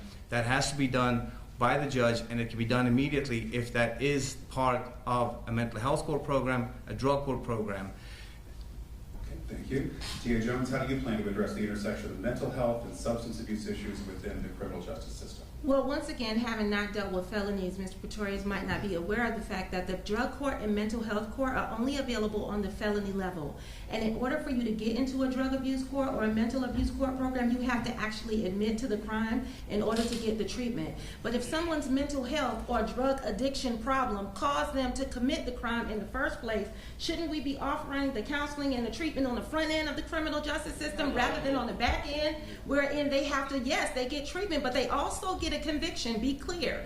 We have to be innovative in creating programs where in partnerships with mental health providers in our community, wherein when cases come into the system on the front end, we can identify that there are mental health needs and we can address them at that time, and then we start looking at the issue of liability and guilt, etc.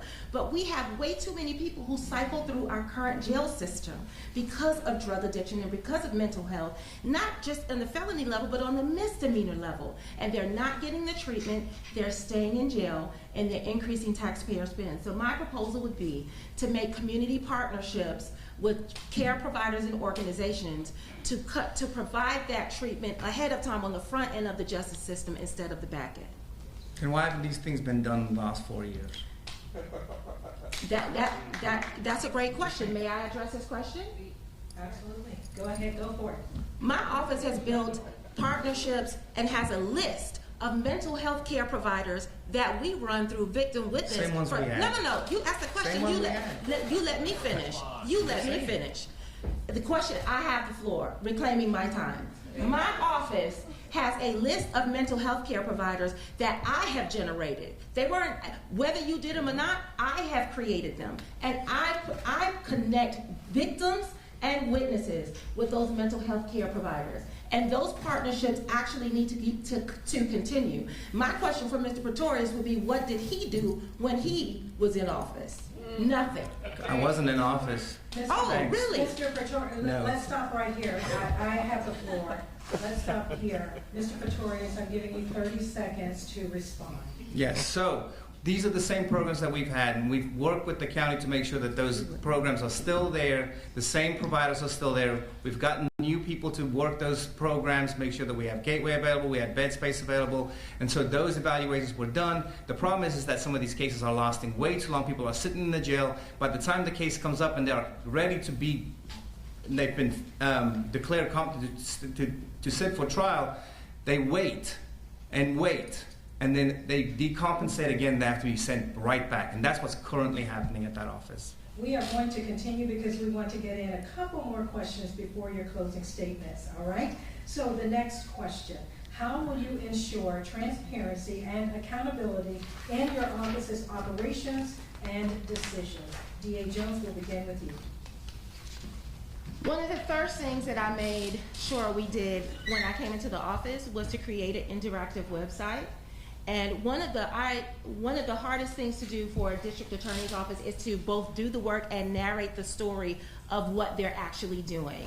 We have a public information officer that helps us with that. I have been a guest on the podcast and local shows of many people in this room who have allowed me a platform to speak. Unfortunately, it's very hard to get through the media because though we create press releases about convictions that we win that have significance to the community, channels like outlets like Savannah Morning News or the Current won't pick them up because they want our citizens to read the sexy headlines. So how do we get around that? We get around that by making sure that we create our own social media page, which is what we've worked very hard to do, and that we have our own messaging and training citizens to actually listen to us. We found that that is a struggle and an uphill battle, but that's something that we have to continue to develop.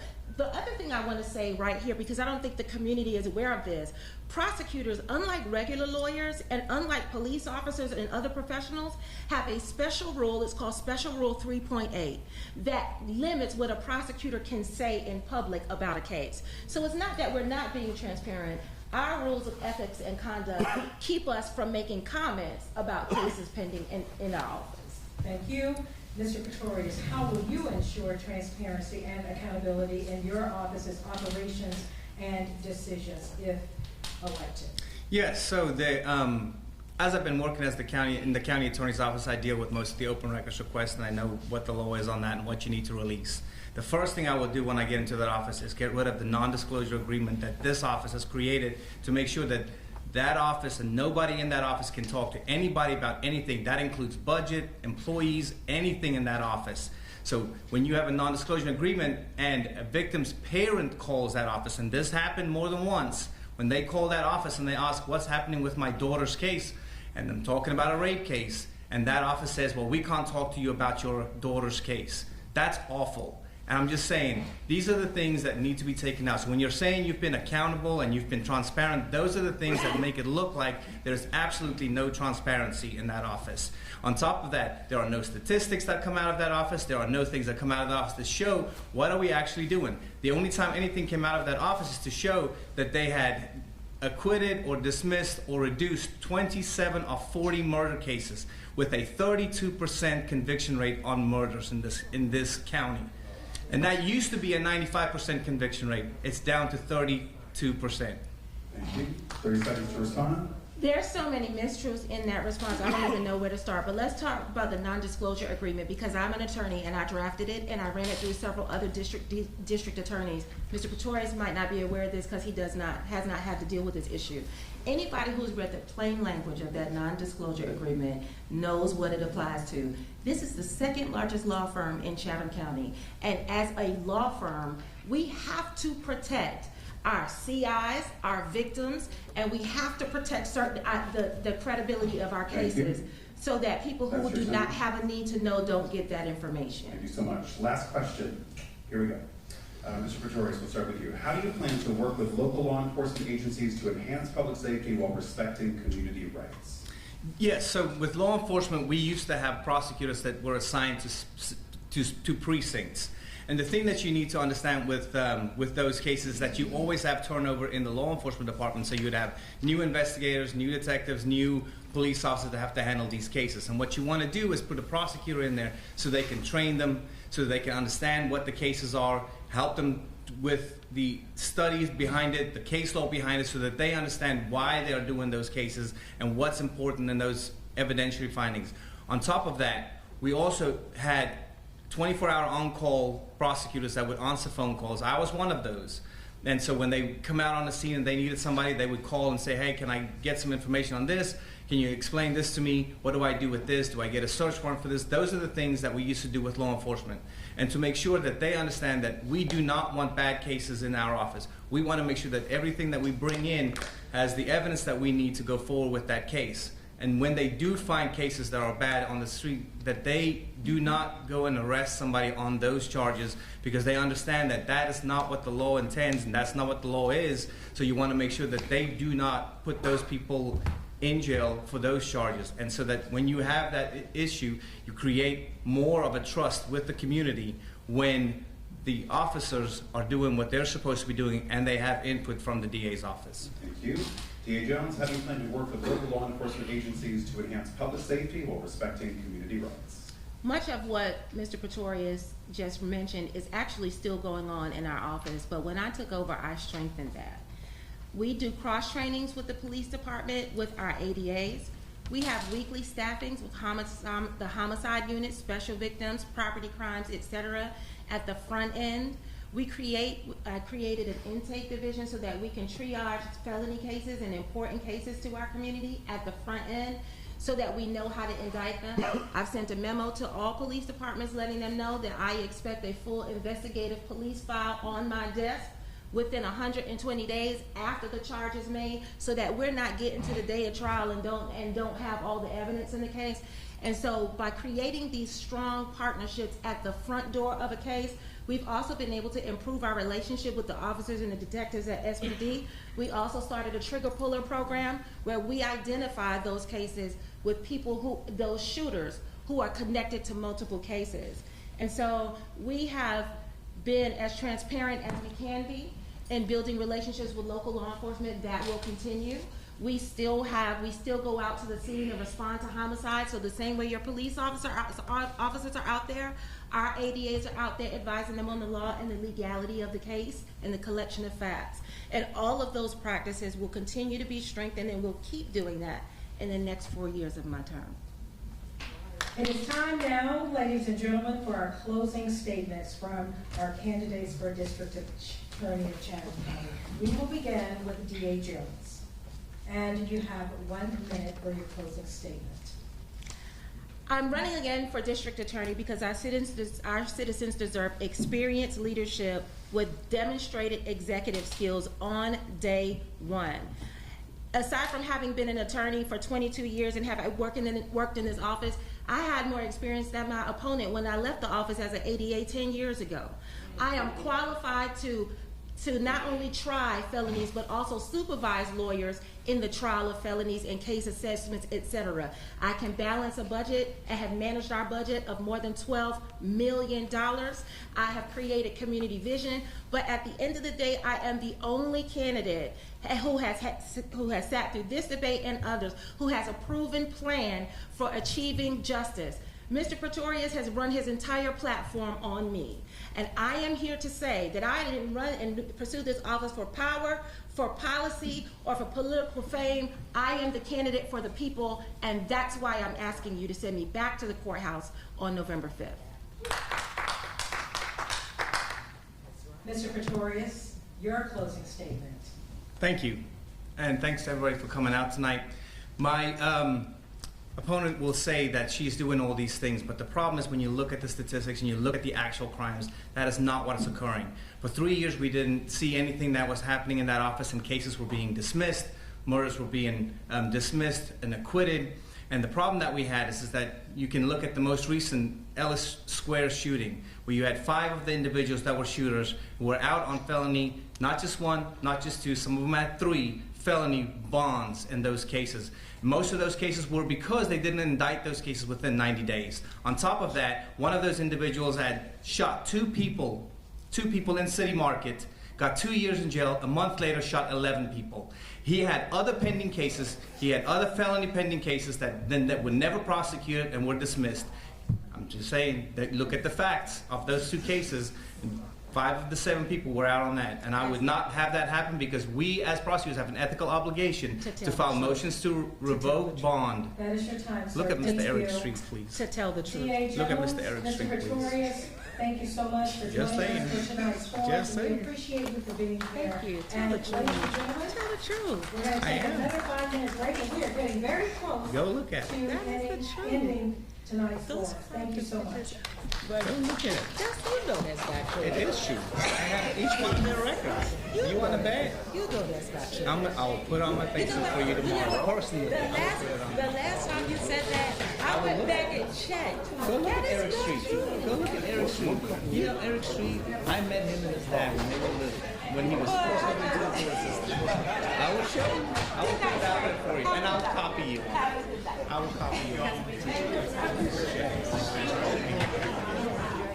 I I'm gonna show you. Just show it. I'll show you. I know you can. I know it's that.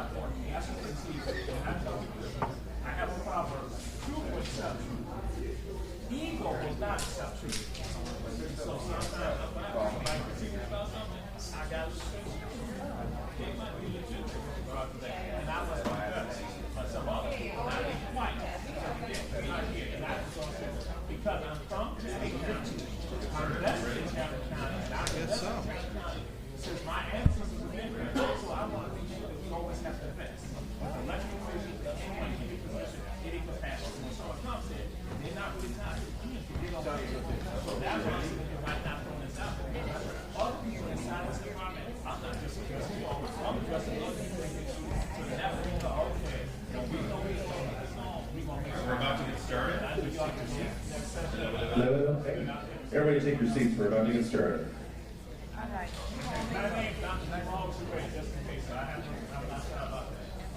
Alderwoman Alicia Lane Blake, City Council of Savannah, at large. Y'all have a good night. All right. Take care. I guess I just kind of sit here like this, huh? So we'll kind of do the same thing, and we'll have you do an opening statement, and then we'll ask you some questions. Okay. Are they going to fresh chat? Yeah. Are they going to time me or? They probably will. You know, just so we can get as many questions as possible. I'll try to be very blunt. Yeah. Brief and blunt. So.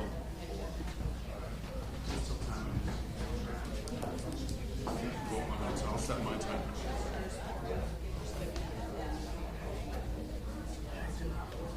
Okay, you want to do that first?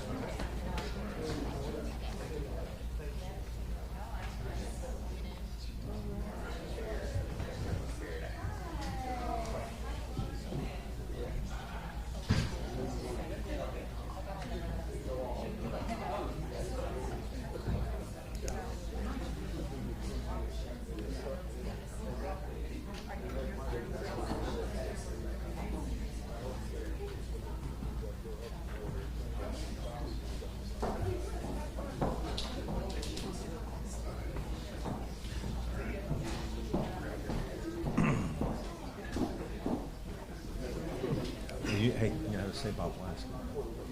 Okay. Just want to make sure. I just want to make sure y'all got it. All right, now we're going to hear from Chatham County Chair candidate Joel Boblaski. Chester Ellis is out of town. Yes, so thank you so much for showing up here to answer some of our questions tonight. And we'll hear a statement on behalf of Mr. Ellis coming up after this. Okay, so why don't we just start as we have with the others and give us a minute opening statement about your candidacy. All right, well, thank you.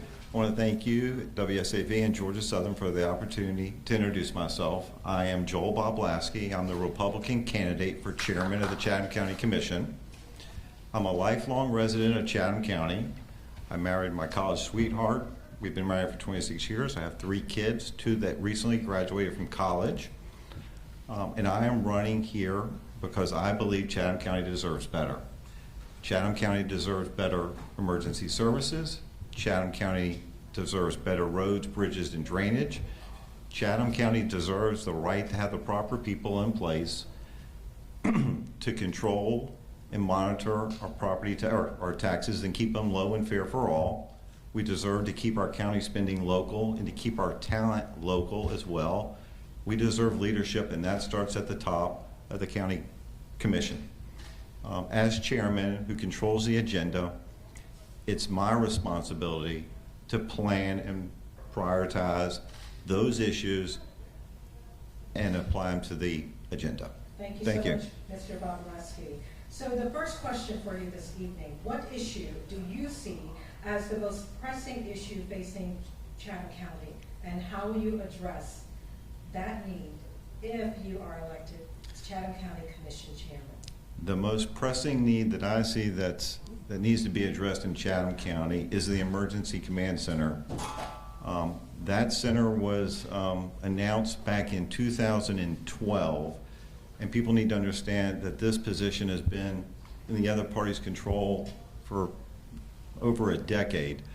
But what I will do, and I will make that a priority for me in the agenda, but what I'll, to make sure that that's addressed. But what I will not do is I will not have a photo op of a groundbreaking ceremony without a chairman in place. But that is probably the most critical thing that affects every segment of every resident here in Chatham County. Oh, okay, I didn't know if you were.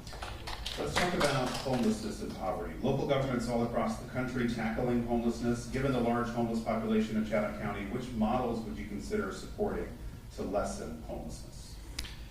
Well, we do have a crisis here with homelessness. I've seen it. I think everyone has felt it.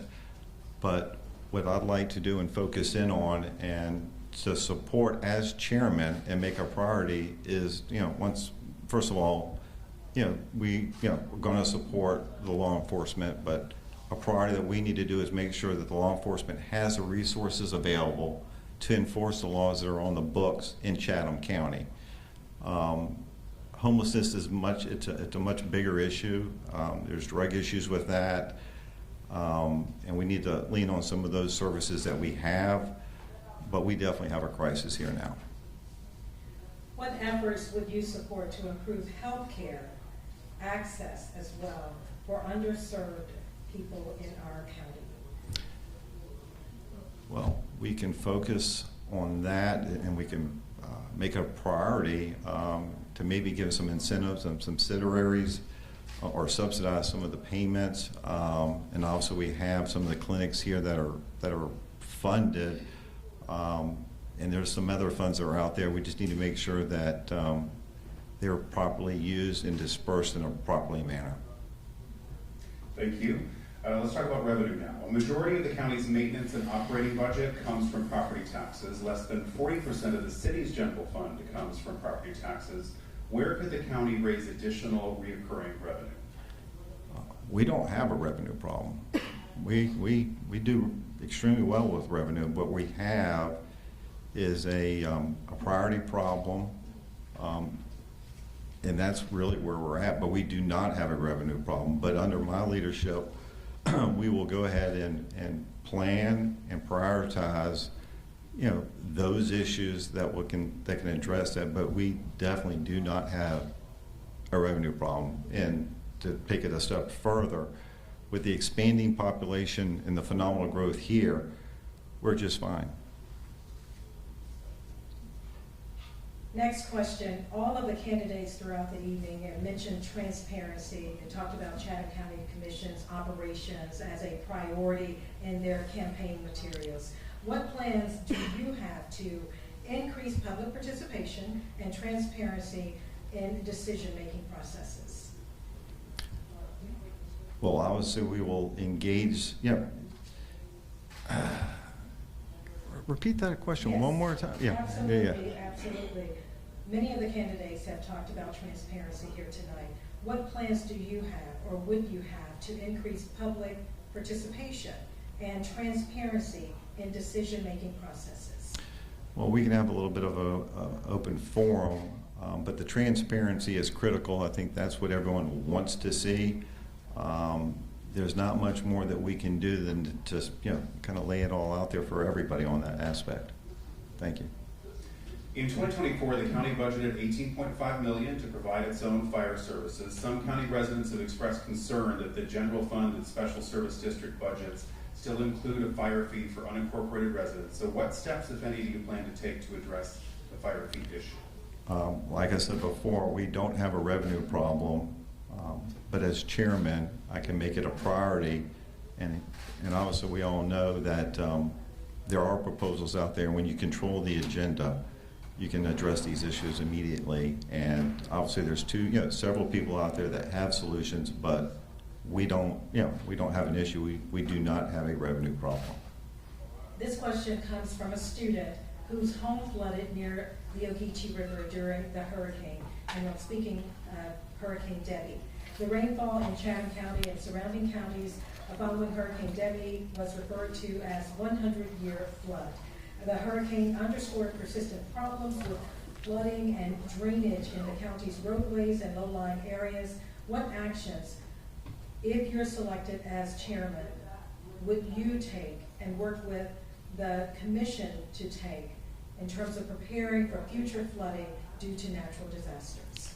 Well, first, I just want to recognize what SEMA did and their phenomenal response during those issues.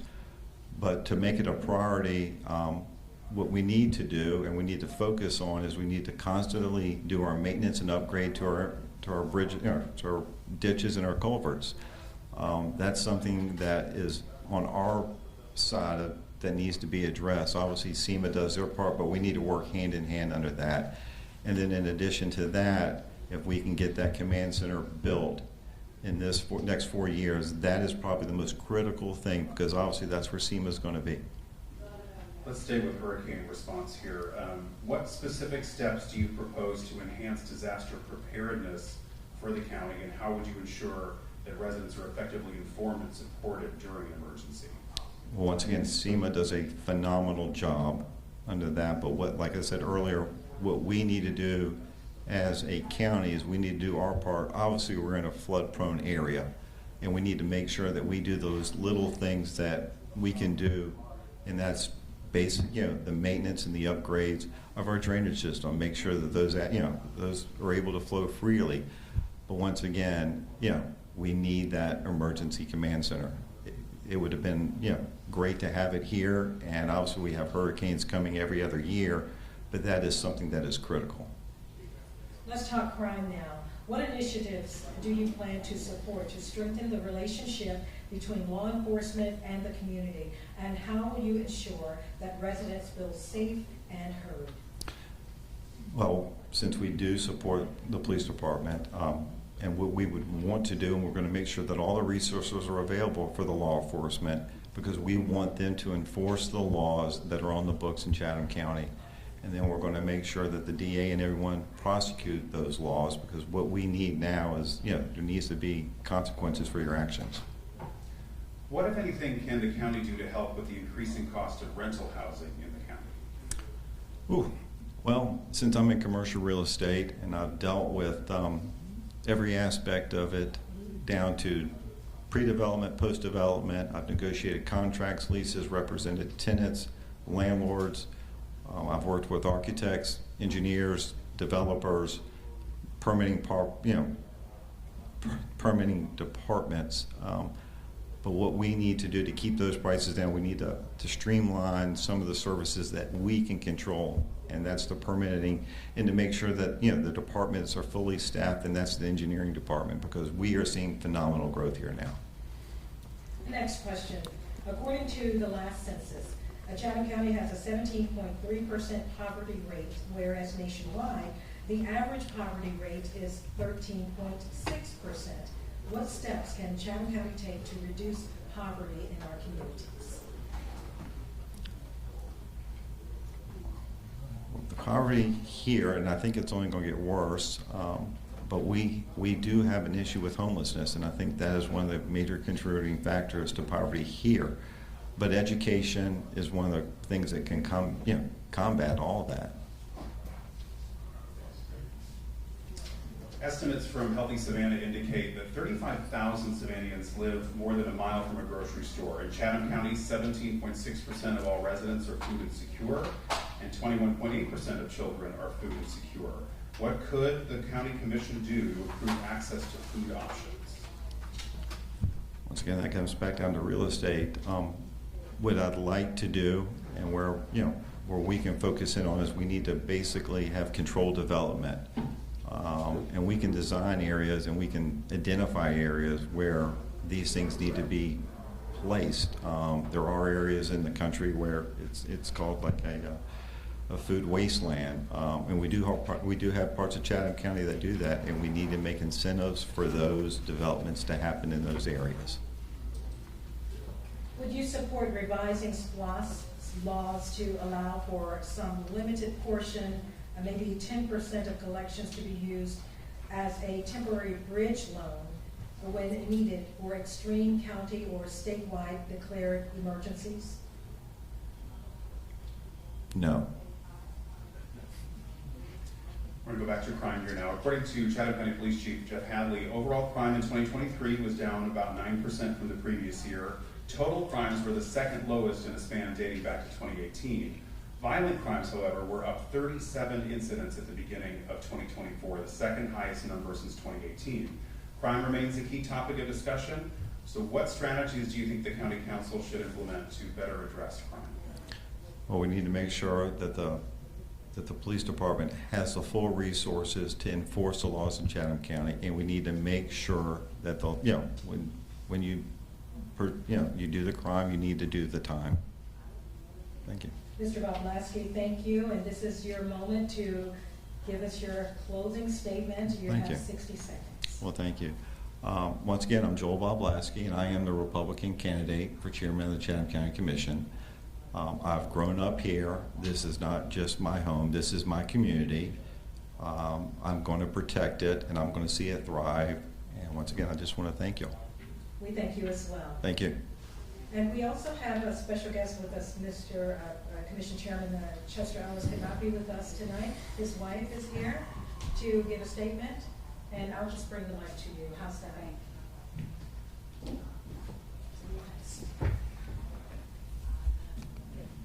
Good evening, everyone. I'm Wilmatine Ellis, and I'm the wife for 50 years of our chairman, Chester Ellis.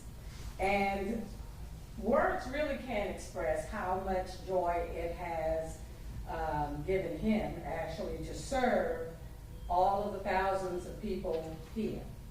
Being from Savannah, growing up in Savannah, on the west side and on the east side, it gave both of us a chance to know exactly what Savannah and Chatham County looks like.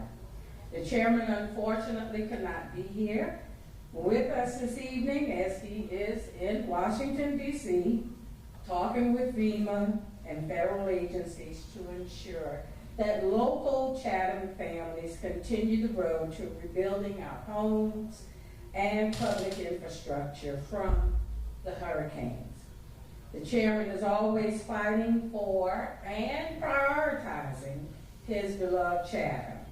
As a lifelong resident of Chatham, he's been a coach, a faith-based leader, an educator, and now his dream as chairman came in 2021. He has stood on the front lines of the community, and he believes in Chatham County and advocates for your families relentlessly.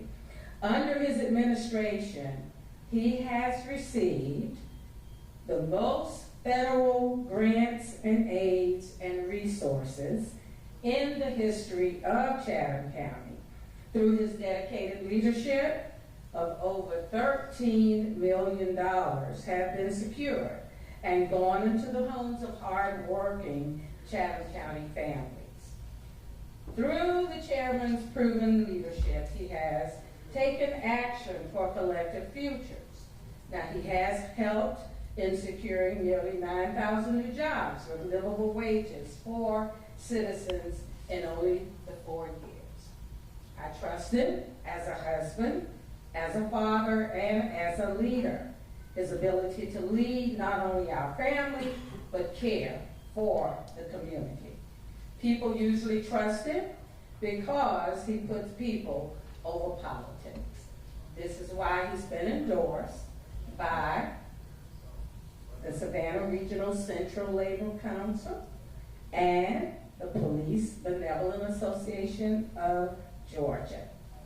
He does produce results, he is a thinker, and he is a problem solver. With crucial increase of the industries and growth of our county, we cannot afford to just have on-the-job training. We need proven leadership that knows how our county government works to keep the economics, public safety, and health and wellness of our community strong. With Chester as our chairman, we will continue to try and keep those taxes low.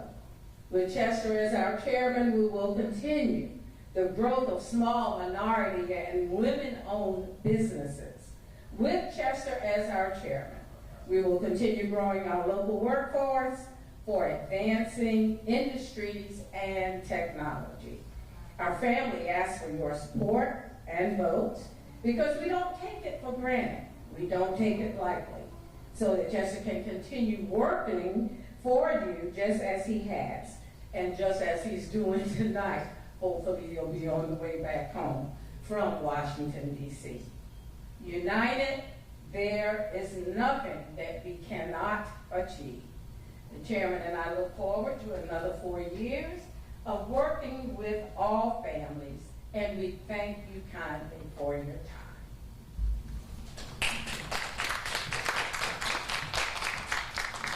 Thank you, Mrs. Ellis, and again, Mr. Bob Lasky. Am I close? You got it. Thank you.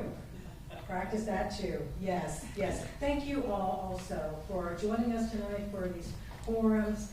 We hope that as voters, as citizens, people who care about what's going on in our county, we hope that you learn more before you head to the polls. Some of you may have already. I do want to let you know that early voting ends on November 1st. Thank you again for being with us, and to all of our viewers on WSAV watching online, we thank you for joining us as well. Have a blessed night.